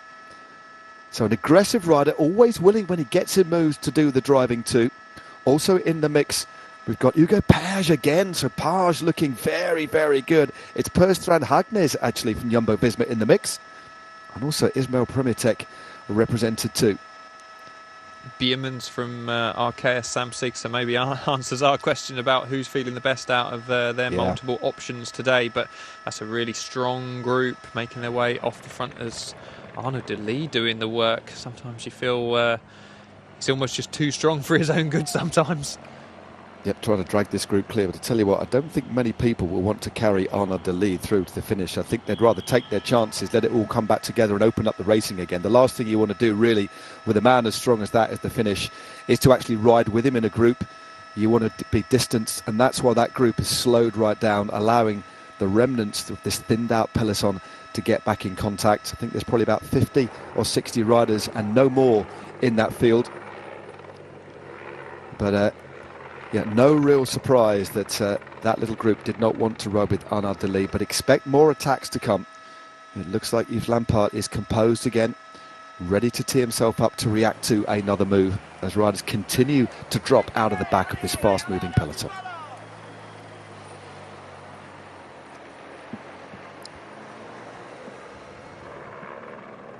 Coming into the closing stages now of Femenne Ardenne, and an attack now from Q36.5. First time we've really seen them in the action in this latter phase. Of course, they had Cyrus Monk in the move earlier on. A little tentative, speculative move there. Again, no real organisation at all, as some of the riders really start to suffer. Casper Pedersen doesn't look like he'll be an option. Also Giacomo Nizzolo as well, the Italian sprinter, former European road champion himself and Italian road champion, trying to latch on to the wheel of the Dane just to give himself another opportunity, because you just never know. We've seen this race come back together, but Wellens goes again, and this time he opens up a gap, and it looks like it's Hugo Page trying to shut the gap once more. Unbelievable ride from the Intermarché rider Hugo Page. We saw him solo on the previous lap, then he was in another move over the top of the climb in those crosswinds, and right now closing down the move to Tim Wellens. Looks like AG2R Citroën there. Is that Askren maybe coming across as well, and then the Q36.5 rider as well. So we're going to have a group of 5 trying to come together over the top of that drag. Well, Tim Wellens absolutely flying at the moment. One big attack to jump across to the move, and then he's tried to go here, and he's taken a little group clear with him. Wellens now 32 years of age, of course, is absolutely flying because he won the overall at the Renui Tour. Consistent, second in the time trial, second on the key stage up the Harrisbergen, and is now leading this group of riders. And like you, I have been mightily impressed by Hugo Page. He's been on the offensive pretty much all day long. Rémi Cavagna also in this group. So the Frenchman for Soudal Quickstep has managed to latch onto this group, but it doesn't seem as if Hugo Page wanted to ride there, because that's an interesting group. Most of the big teams represented, they've opened up a big gap, but no real cohesion between the group right now. Bit of a strange one, yeah. As you say, it was Cavagna, not Askren. He's a very strong rider and would be a big workhorse within that group. Looks like Tim de Klerk just marshalling things behind. Cavagna won the GC at the Tour of Slovenska recently. Hasn't got a contract for next year just yet. So perhaps looking to post a good result today, and obviously, yeah, stick his hand up in the air and try and get a signed contract, because they've got a decent gap right now. If they were to work well together on this main road, they'd open up that gap as they head towards the Côte de Roy for the final time. They'll hit that with 15.7 kilometres to go. Page is working now where he's been told from the DS, but maybe Cavagna skipping turns. Who's that from Q36.5? Fabio Christian. Fabio Christian, the brother of Jan Christian. Fabio won a stage of Tour l'Avenir earlier this year. Super talented bike rider, just showing how strong he is today. He did. I had the pleasure of commentating. Just flicked his way around that little drain cover there. A very deft bit of bike handling. One of the important skill sets you need as a pro rider. But 9 seconds is the lead, as Page, unsurprisingly, just sits at the back of this group. It is Stan de Wolf, and another man is in good form. And but one of the big teams that has missed this one, of course, Jumbo-Visma. And unsurprisingly, they are giving chase, and they will be assisted by Lotto Destiny as well. The man riding for Lotto Destiny is Brent Van Moor. Arnaud Delis is in this group, but Lotto Destiny don't have a lot of resources, so Van Moor moves through to the front. Normally we'd see the man Tim de Klerk riding, but now he can just sit on the wheels and force the others to chase. Black Spoke also in there as well, in the purple jersey, but not assisting with the chase. Only 8 seconds, but we are heading towards the climb. And Brent Van Moor driving hard on this slight downhill section that would take us in for the final time to the long ascent of the Côte de Roy. sitting back there as well. Never far from the head of affairs is Matteo Trentin, just on the inside now. So 7 seconds, the gap is slowly coming down, and this group finally starting to work, but it does look as if Hugo Page is starting to suffer here. Yeah, it's no real surprise given what he's done earlier in this race. So we see Cavagna, TGV Express on the front, the Frenchman. Standard Wolf coming through next. Fabio Christian said he won a stage of Tour de l'Avenir. He was 8th at the under-23 Euros just last weekend. So, yeah, in some really good form. Showing off today that Hugo Page just swinging ever so slightly at the back on the final wheel. Whether he can add too much to this, but we see now the chase from behind, all out from Jumbo-Visma and the Lotto Destiny riders. Desperate to try and bring this one back before we've hit the lower slopes of the climb, and then we'll take that right hand turn where it narrows, and then that very important section over the top of the climb in those crosswinds could be another potential launch pad for an attack on this final lap. I can't imagine too many of those highlighted sprinters' names are left in the bunch, but we know De Lee is there. Yeah, De Lee is definitely there, and a good job being done on the front by Jumbo-Visma. They haven't quite brought this group back just onto the bottom of the climb as the road narrows under this canopy, this late afternoon sunshine. We're now in October, and it does look like we're in the height of summer. Well, there's the remnants of the peloton. A few riders just at the back there from Team Flanders-Balois. They've got Camille Bonnier also in the mix. A rider that would like this sort of circuit, but hasn't been at the head of affairs too much today. As Tim Wellens hits the front again, Page on his wheel. And the man in trouble now is Standard Wolf of AG2R Citroën. Clearly the strongest from this group, looks to be the man on the left-hand side in the black and white of UAE Team Emirates. Is he going to try something again? He certainly won't want to take a Hugo Page through to the finish. It looks to me as if this man almost wants to go solo. Standard Wolf now dislodged from the group. And the gap hasn't come back now. It's Team Arkea Samsic joining in the fray now. And they still haven't, yeah. As they rounded that corner, about halfway down the peloton, there was a good grouping of the Jumbo-Visma riders, including Laporte still. But they haven't come to the fore to try and close this one down on the climb. Whether they're just gambling ever so slightly on Lotto Destiny doing the work and perhaps trying to launch something towards the end, or keeping their numbers for that very important final lead out up that kind of drag to the finish. Be interesting to see how this one plays out. Exactly. We've got about 20 minutes of racing to go, and there we are. There's the stats for the Côte de Roy. 4.8 average percent over 2.3 Ks. This is the final time.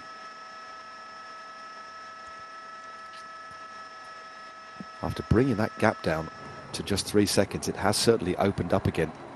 Very impressive riding by Fabio Christian here, the young Swiss rider, 21 years of age, leading the group. And now a big attack by Rémi Cavagna here, the former French road champion, French TT champion as well.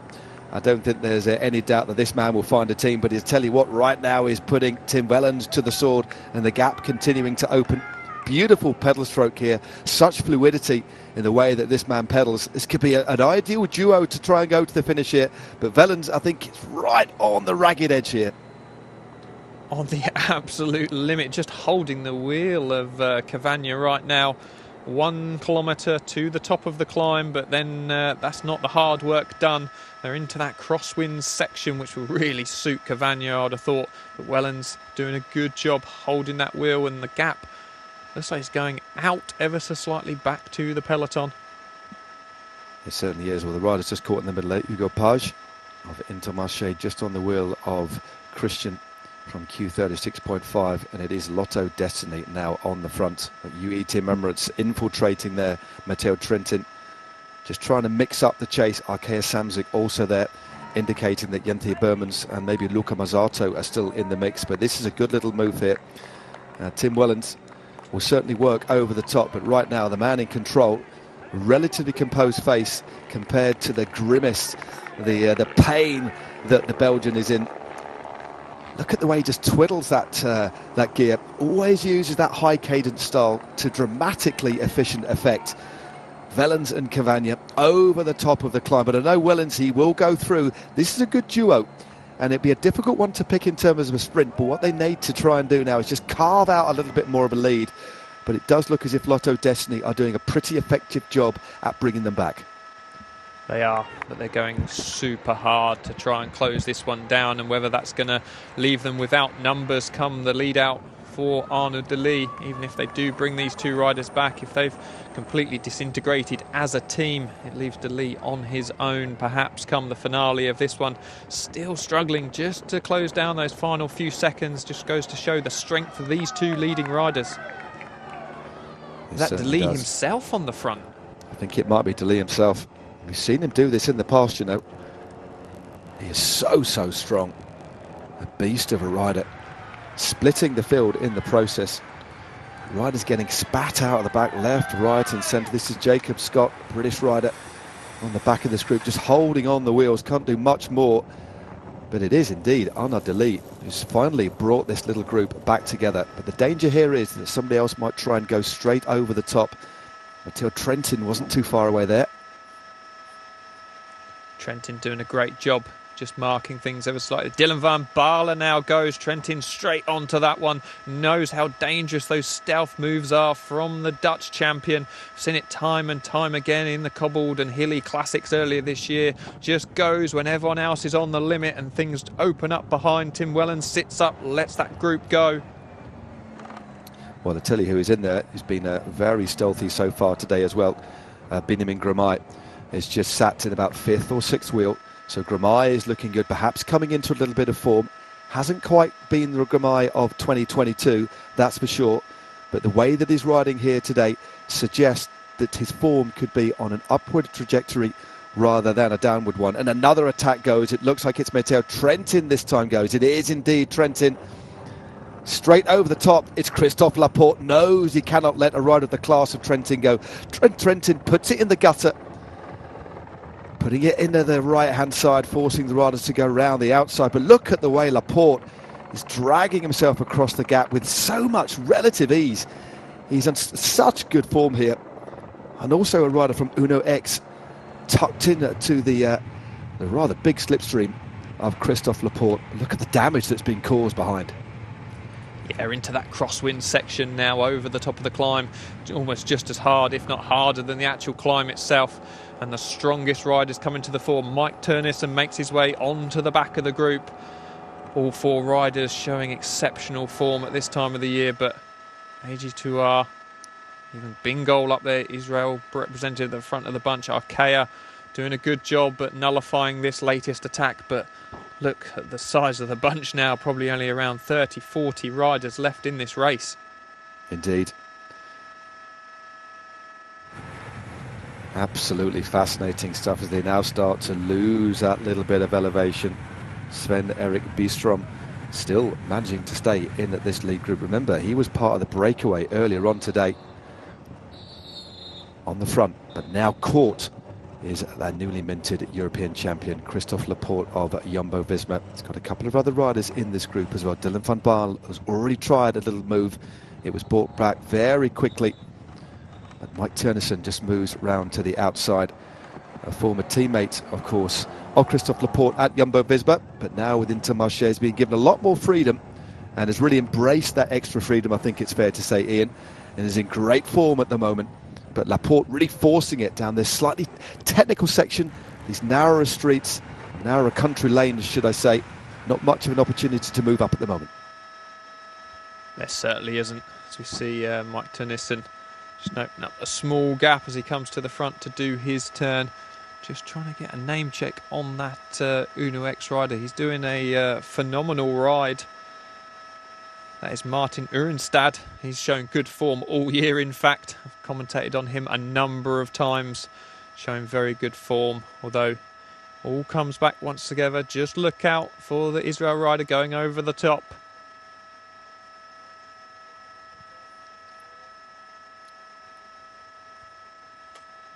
Yeah, Urenstad looking good.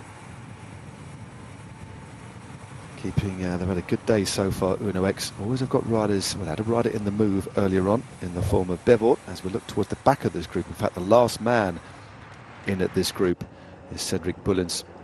And now it is The white, blue and purple kit of Israel Premiership moving through to the front. Can't quite identify who that rider is right now, but the man on his wheel is certainly Mattel Trentin as they continue to force the pace. 11.5 kilometres to go. As Ian was just saying, a drastically reduced peloton now of no more than 40-45 riders. And they'll be approaching the finish very quickly. It's a really fast run into the line. They then filter through that final roundabout on the outskirts of Marche en Famenne.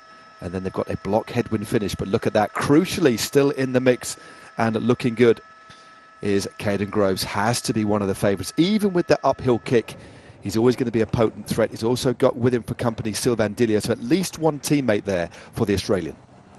Yeah, in a good position, but the rider's coming down now, and we are rapidly approaching that hard, long drag where we saw on the previous lap Mikkel Berg do so much damage. Trentin on the radio, I'm sure, trying to work out where Tim Wellens is within the group. They need to get together as we see another attack from Intermarché. That one's covered by Dillier. Arkea Samsic onto that one as well. Trentin jumps across, knows how vigilant you have to be in these closing stages as we... Is that Hugo Page again? It is Hugo Page again. It was definitely Page again on the left-hand side. Sylvain Dillier shuts things down immediately. He'll have a role to play shortly, trying to deliver Caden Groves to a victory. So they need to be vigilant if they want this group to stay together, and that's exactly what they want to do. So Dillier just taking up the reins here and keeping that pace high. As soon as you knock off the pace in a situation like this, it opens up the door for riders to try and counter and go over the top. So the teams now, with sprinters still in the mix here, are going to want to try and keep this pace as high as possible. And just moving up the outside, another key reinforcement for Caden Groves from Alpecin de Koning there. So that's what they need to try and do now, is just try and keep this group, try and stymie any attacks. But the attacks are coming thick and fast again, and it's Kasper Asgreen who goes. No, it's Cavagna, sorry, again. So Remy Cavagna goes. Yeah, you talked about that small lull in the action, and it offers up an opportunity for another attack to go over the top. They're going to drop down now and then hit that drag on the main road, and that's going to be a really big opportunity for someone that's still feeling good to go on the attack. But right now it's Cavagna once again on the attack. Yep, absolutely flying is Remy Cavagna. That was a very quick move. But dragging himself across is Tim Wellens just on the back there. And one of the riders from Jumbo-Visma. So three of the big, mighty World Tour teams now out in front. Cavagna looks around. Timo Roosен, I think, from Jumbo-Visma. Yeah. So, yeah, the three really big teams represented at the front of this one. Total Energies trying to shut it down, and Dillier on the front of the bunch. He's got a job to do now for Groves to try and keep this one together, or at least keep Groves near the front of this race. Haven't seen Arnaud Dilly for a while. There he is, just down towards the back of the bunch, perhaps. Yep, he's got Cedric Bullens with him for company, just in front. Arnaud Dilly is there. He's been active, even moving through to the front, shutting down a couple of the gaps. But in a race like this, when you've got dwindling resource, every now and again, you do have to make a little bit of an effort. But Dilly, right now, is looking good. Also there in the mix is Caden Groves. When you think about riders with an exceptionally fast finish, UAE Team Emirates slow things down. Tim Wellens has a look over his shoulder. Sylvain Dillier on the radio. This again could be an opportunity for somebody to go clear. And is that Tim de Klerk on the left-hand side? The tractor himself goes clear on the left. This is great stuff by Tim de Klerk. So, not the man you would have thought to go, but Tim de Klerk has opened up a gap. And, well, who's going to chase this one down? It looks like it might be Dries de Bont. They cannot let a man of this might, this strength, go clear. But Tim de Klerk has opened up a nice gap, and I think it is indeed Dries de Bont, the former Belgian champion from Alpecin de Koning, trying to bring him back in here. Just like Laporte as well on the wheel of de Bont. So another really strong group of riders. Wellens, that Mike Turnissen as well in there. So the same names keep forcing themselves off the front of the peloton towards the finale of this one. The Jumbo-Visma rider just hanging off the back, whether he's going to try and launch over the top as Wellens now goes on the left-hand side of the road. Look at Dries de Bont trying to suggest there that everybody ride through. I don't think he really wanted that to happen because Caden Groves isn't there, and there's no way Dries de Bont is going to beat Christophe Laporte in a sprint. So quite interesting. There's 7 kilometres to go now. as this race continues to ebb and flow. Constant attacks of the teams that are left in this race. Nobody has a lot of riders left. The key riders are going to be used sparingly, but the momentum of this race bringing things back together again as Israel Premier Tech now take things up on the front. Oh, now two runners have drifted clear through amid the chaos. It is now Tim Wellens and Christophe Laporte that go clear, but I tell you what, I don't think Tim Wellens would fancy his chances against Christophe Laporte. Certainly doesn't appear to be riding with him at the moment. No, that is the case. He shakes his head. That's a definite second place. If you ride with Christophe Laporte, I think with the greatest of respect to Tim Wellens there, that is why he shakes his head. He's not going to help Laporte with 6Ks to go. But Laporte is thinking, well, let's just see what happens here. Looks like Hugo Page has now moved back through to the front. He's having an exceptionally effervescent day.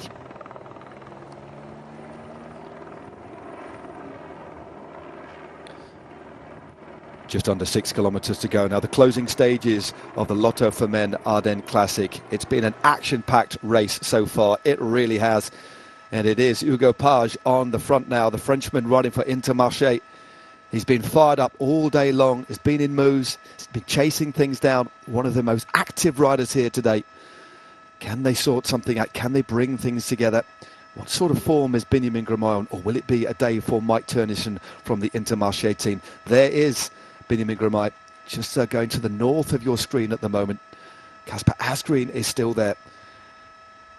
Can anybody unlock this race? Can anybody go clear now on the run into the line? They've got this drag and then it's that big drop into the finish in. Certainly is. We've got this drag and then 3 kilometres down to 1 kilometre to go. It's downhill really, really fast in places. 3 kilometres to 1.2 kilometres to go. You're heading in a north-northeasterly direction, so you have got a tailwind on that section, and then eventually you make a couple of right turns, including that roundabout. As we see, is that Dylan van Baarle on the left-hand side of the road going? Yeah, just on the right. Yeah, it does look like it's Dylan van Baarle. Yep, definitely Van Baarle has gone. And I tell you what, straight into the slipstream of Van Baarle is Eva Lampaert. So Van Baarle goes, Lampaert on his wheel, the former Paris-Roubaix winner on the front in an absolutely huge gear. Stander Wolf trying to drag himself across the gap as well. And the gap has opened up here, forcing Dries de Bont to chase. So, good move here. They've got options of Jumbo-Visma, Laporte for the sprint, and one of several riders to try and go clear in the move. But Van Baarle is dragging with him at the moment, Yves Lampaert. And it looks like Dries de Bont has nothing left in the tank. The gap is opening here. Yeah, just pulled off and left Caden Groves isolated on the front of the bunch, and he obviously doesn't want to drag the entire bunch up. I think Tim Wellens moving up on the right-hand side of the road. He's going to launch. He knows now that you really have to get across, because once this drag is done, it's a super, super fast run down from 3 kilometres to 1 kilometre to go. So this is the time now, the last possible opportunity, I would say, to jump across, get across that move, but it's being shut down by another Jumbo-Visma rider. Well, this is absolutely fascinating stuff here. It is Tim Wellens. And also latching on is, that's a Luca Mozzato, I think, at the back. Now, he's a very dangerous rider, the Italian sprinter. If this group did go to the finish, Mozzato... Oh, there's a car. A real ferocious... Oh, there's a car on the course. What on earth is happening there? That was absolutely awful. That car turned across the peloton. I don't think anybody came off, but that was absolutely awful. Something you do not need to see. It does not need to happen. Well, there needs to be a look at that. A car turning across the front of the peloton and somehow miraculously missing out. Well, there we go. Thank goodness, Ian, nothing occurred there in terms of anybody being taken off. An exceptionally dangerous situation heading into the closing stages of this race, but we've got 3 leaders out in front, and the man trying to drag himself back into contention is Tim Wellens.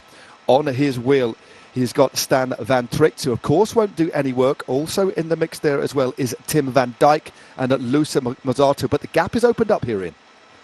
It has. Tim Wellens can't close that gap on his own, and he's getting no help obviously from Van Dijk. So yeah, falls to his shoulders, but Dries de Bont back on the front of the peloton. Where is he getting this energy from? I thought he was done. He's got Thomas Bonnet to help him out from Total Energies as well. as Mazzato has been able to jump from that chasing four. Looks like he's going to make his way across on this downhill section. Well, look at Mazzato getting as aero as he can. 3 kilometres to go now as Dylan van Baarle, the Dutch road race champion, drops onto the wheel of that Standerwolf of Belgium from AG2R Citroën. The lead is only a small one. Yves Lampaert swings over, he takes a look over his shoulder, and he'll see the peloton not too far behind. Only about 75 metres, 2.6 k's to go. Stan de Wolf gets as low as he can, keeping things as legal as he can. There you go. Mazzato is the man on the back, just obscured by the Belgian. Second position at the moment is at Dylan van Baarle, but the bunch are bearing down on them, and it doesn't look as if Van Baarle wants to ride this one now.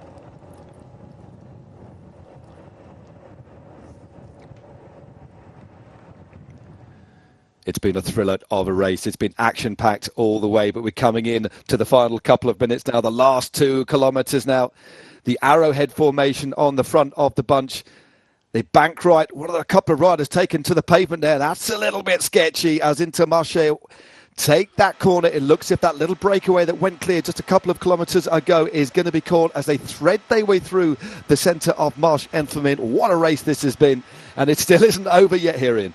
Certainly isn't. I think that was the powers of Mike Turnison bringing that one back for Intermarché.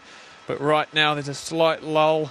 But it looks like Caden Grove still at the front with Dries de Bont for company for a lead out. Moving up on the left-hand side of the road, Total Energy. Gamay still there. Trentin, Laporte. Some very fast finishes still in the mix. Certainly are 1,200 metres to go. The place you don't want to be is on that right-hander there. We've got the little shopping precinct still to go. Dylan van Baarle has been caught. He'll keep this pace high. He knows that the bunch is back together as they rattle over this small section of ornamental cobbles.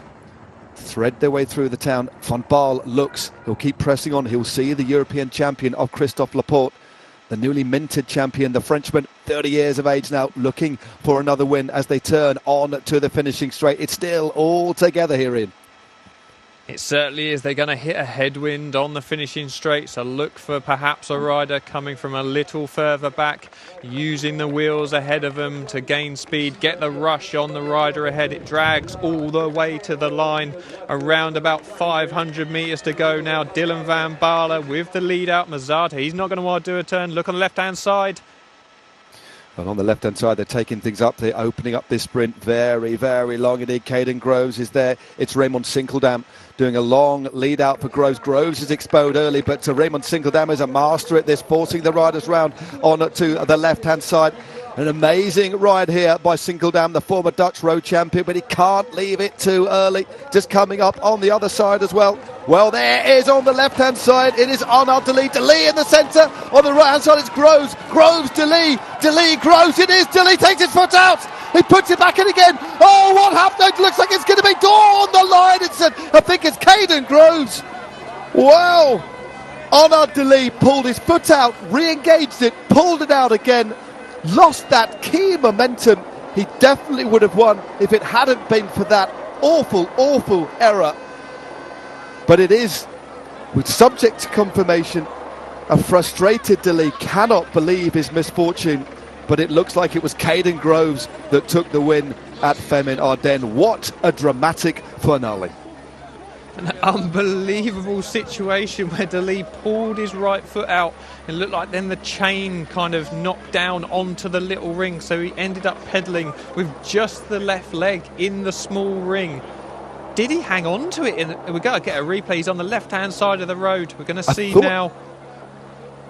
Looks round. He had a good gap at this point and then pulls his right foot out. The chain's down onto the small ring on the front. Did he get? I think he got. If he won that one, he won it. Unbelievable. Well, one-legged De Lee takes victory. Unbelievable stuff here. The man is that strong. All he needs is one crank arm. I cannot believe what I've just seen. Last year's Femenne Ardenne Classic, this man laid it down with 800 metres to go and still got up to finish in 15th place. This time, he is that strong. he can pull his foot out. Just look at the ferocity of that acceleration on there. He's on a complete and utter another planet. Bear in mind, he's just beaten Caden Groves.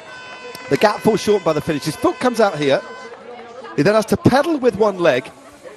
And it looks as if he's pedalling with one leg as he crosses the line, as they just close up. And in the end, he gets it by a leg, throws his bike, one leg in, he nearly lays it down on the line. I've never seen anything quite like it. Absolutely incredible stuff. Utterly ridiculous. I can't believe it. I think Seneschal may have got up for second place, taking that from Caden Groves in the end, but unbelievable. God. Well, I cannot believe what I have just seen. I hope you enjoyed that. It was a riveting race and an extraordinary finale. Arnaud Delis makes it 10 wins in 2023.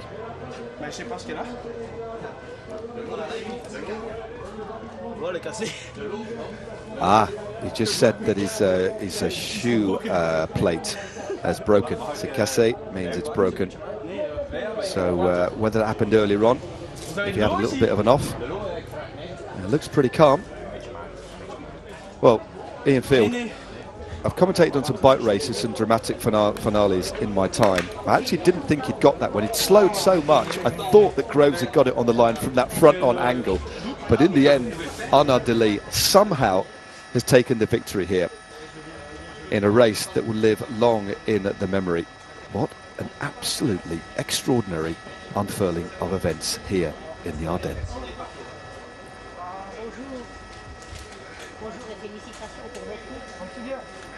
Well, Ian, he was the out-and-out favourite.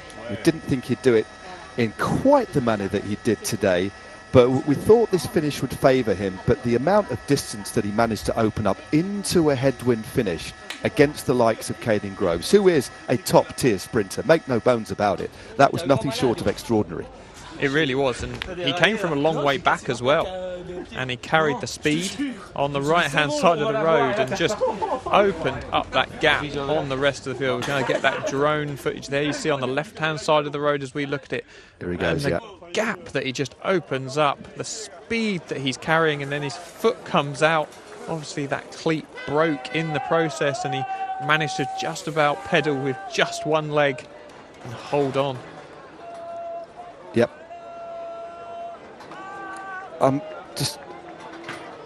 Just incredible. If he hadn't thrown his bike, a one-legged bike throw as well, he nearly crashed.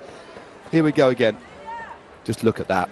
Again, sprinting on the hoods, making the likes of Seneschal and Caden Groves look ordinary. He then pulls his foot out, nearly crashes into the barriers, lunges, and still takes it in the end. Well, only just about regains balance after lunging with the bike. There we go, Arnaud Delis takes yet another win. Moi j'ai lancé au 250, mais j'étais dernier. Mais tu vois, t'as le vent de face. Ouais. Et j'ai pris de la vitesse dans les roues. Well, there we go, confirmation of the win today in the Lotto Femenne Ardennes Classic. Arnaud Delis ahead of Caden Groves, Florian Seneschal, Christophe Laporte, Annie Marriott, Tom van Arsbroek, Dries van Hestel, Benjamin Grimay, Oliver Narsson and Jacob Scott, a good 10th place.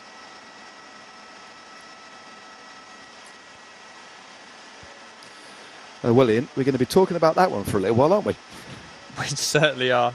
Literally never seen anything like that, and still take out the win so convincingly. Well, thanks very much indeed for joining us. From me and Ian Field, hope you enjoyed that one. It's goodbye.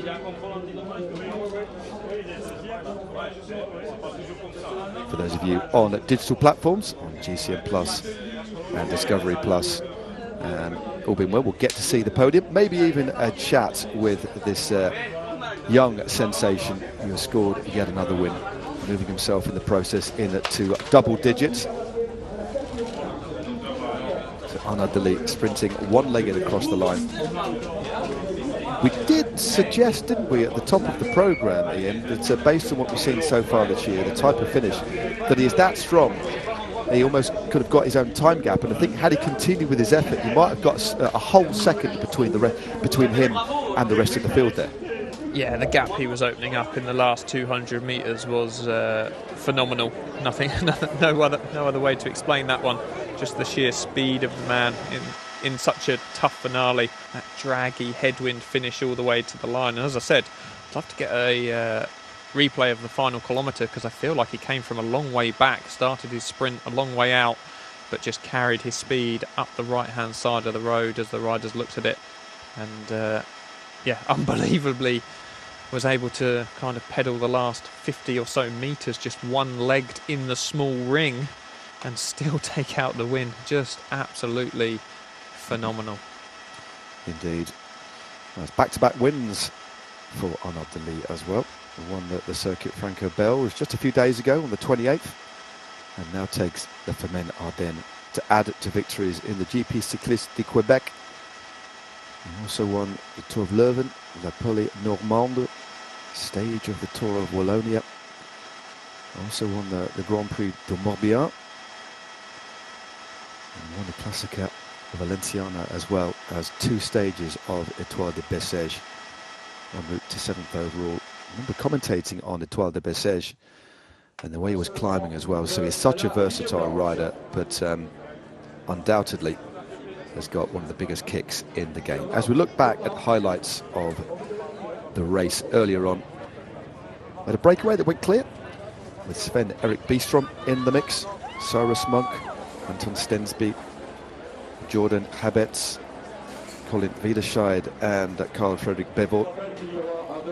Once they were caught, things really did open up with about 60 k's still to go, and a significant group of 2 went clear, namely the new European champion Christophe Laporte, also with him for company Yves Lampard. They opened up a maximum lead of around 30 seconds, but there was a real concerted chase behind, primarily being led by UAE Team Emirates, who brought the gap down to around 20 seconds, and then launching himself into the gap and dragging several others with him was Tim Wellens. It all came back together despite the best efforts of Alpecin de Koning, emerging from the melee on the left-hand side, taking his own line and opening up a quite ridiculous gap in the process was Arnaud Delis.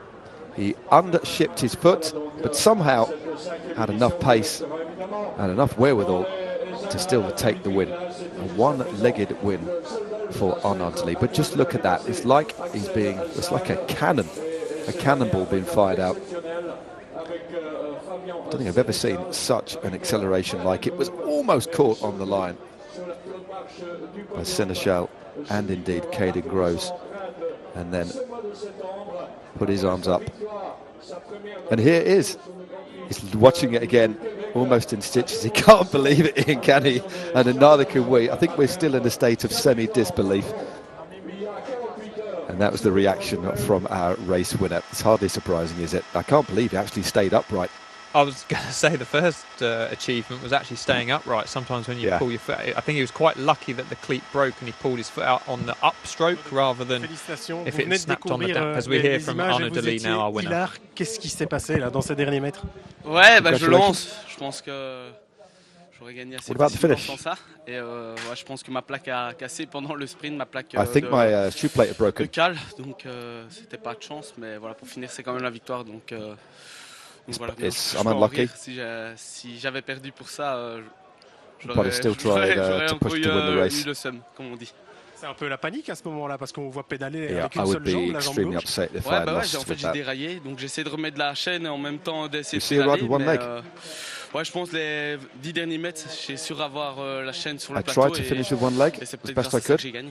Une des victoires les plus originales de votre carrière finalement. L'année passée, j'étais tombé à 700 mètres. Was it the most original win of your career? Cette année, je peux dire que j'ai gagné, donc yes. Je pourrais garder le sourire même cette journée-ci.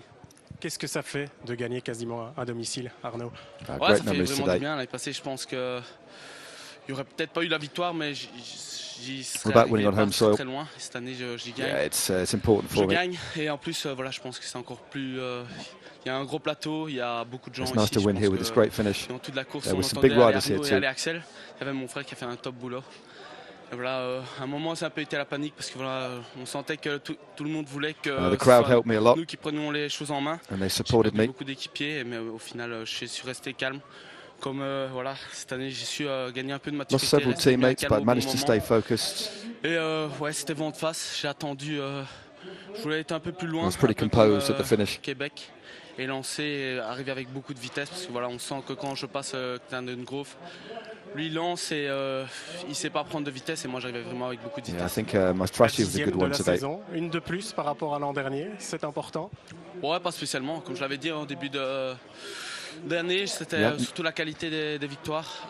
Aujourd'hui, c'est qu'une point. I won one more race than last year. It's not that important, but it's a great thing to win. Champion d'Europe, Florent Sénéchal aussi.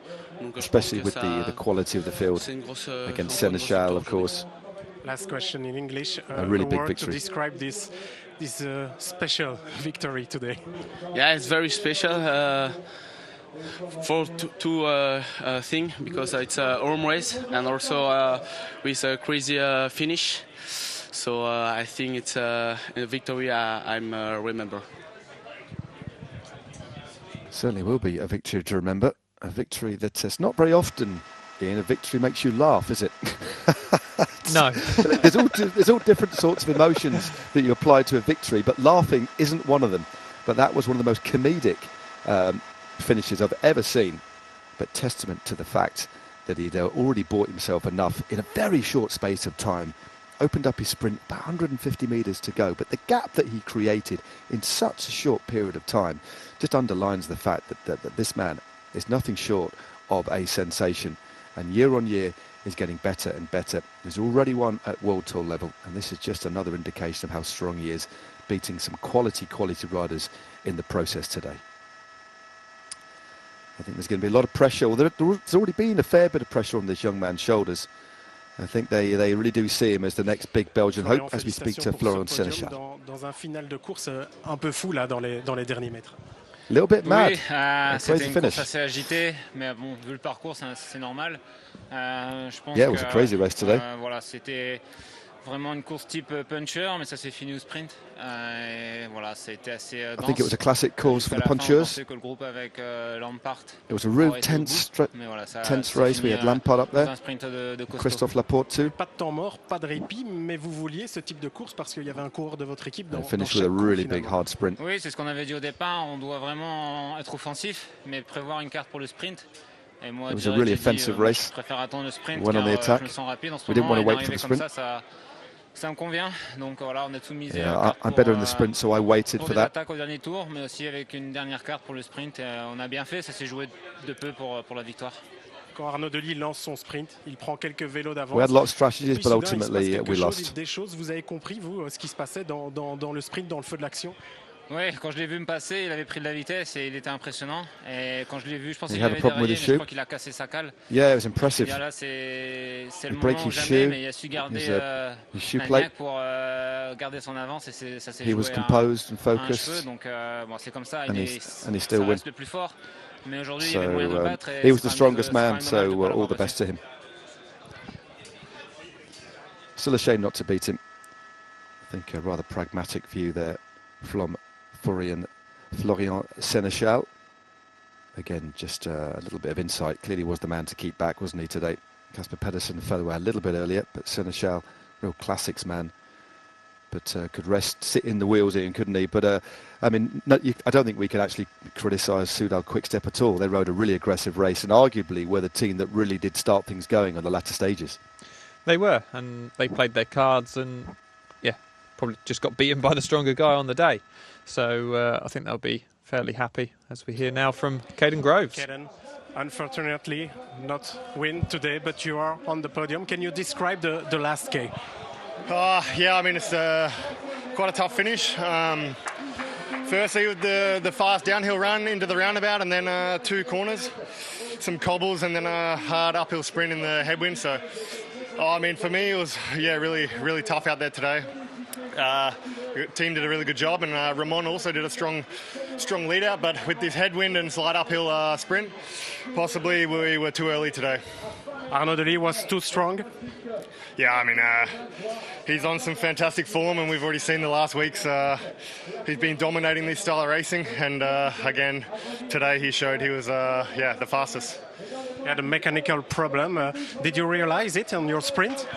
Yeah, I did see it. I think he maybe dropped the chain, but I mean, I was already on the limit, and again, he was too strong and had too much momentum. Perfect, thanks. exactly. Too strong and had too much momentum. That added momentum just brought in that buffer, didn't it? It really did. We're just looking at the best climber. I think that will be the man from the Mythic Solo Watt team. That should be Jordan Abitz. It certainly is. Taking the prize for the King of the Mountains today. There were several other climbs before the climbs of the Côte des Rois. Although only 2 ascents of the Côte des Rois were given points. So good ride by the man from a continental team. Really important for the smaller teams to get what they can from these races. But here we go, the podium. 3rd place then for Florian Sénéchal of France and Soudal Quick-Step. Good to hear from the Frenchman. Serving himself to the end, but it wasn't to be today. It's still a classy performance amongst some very strong sprinters indeed. Of course, we are in the French-speaking Walloon region, so he'll be a popular rider.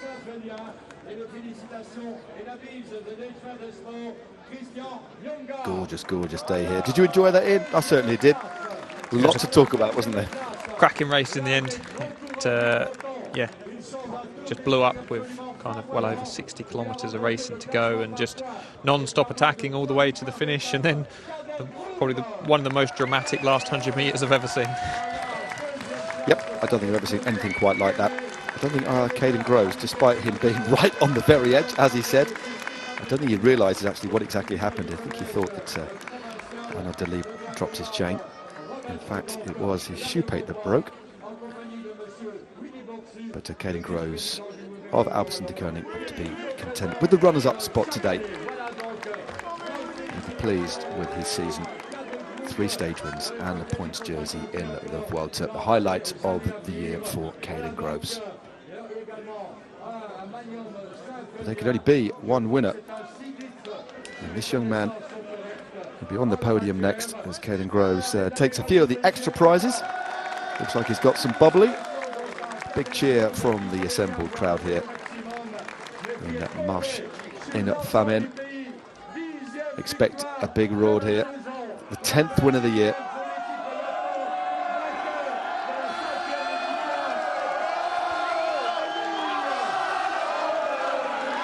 Arnaud Delis, there's going to be some parties here tonight, that's for sure. Doesn't live too far away. He's making him wait. Almost like a bit of a rock star. Here we go, Arnaud Delis, win number 10. Don't know what he's doing behind there. Maybe making sure his hair's right. Not very often you get chanting like this at a finish, is it? Certainly not. Very partisan crowd. Indeed. Well, there, look at the fan club Arnaud Delis, out in force today on this gorgeous autumn day, the 1st of October, and another win for the man from Lotto Destiny. Still only 21 years of age. What more can this man do?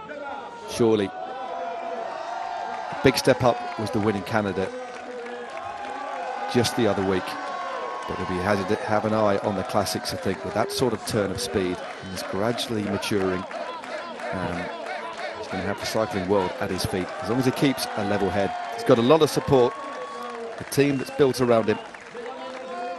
And will be staying for the next couple of years with Lotto Destiny.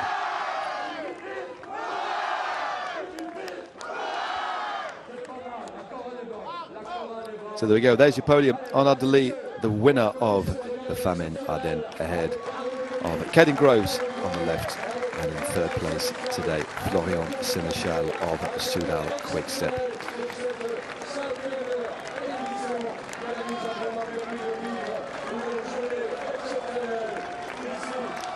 What a lovely sight.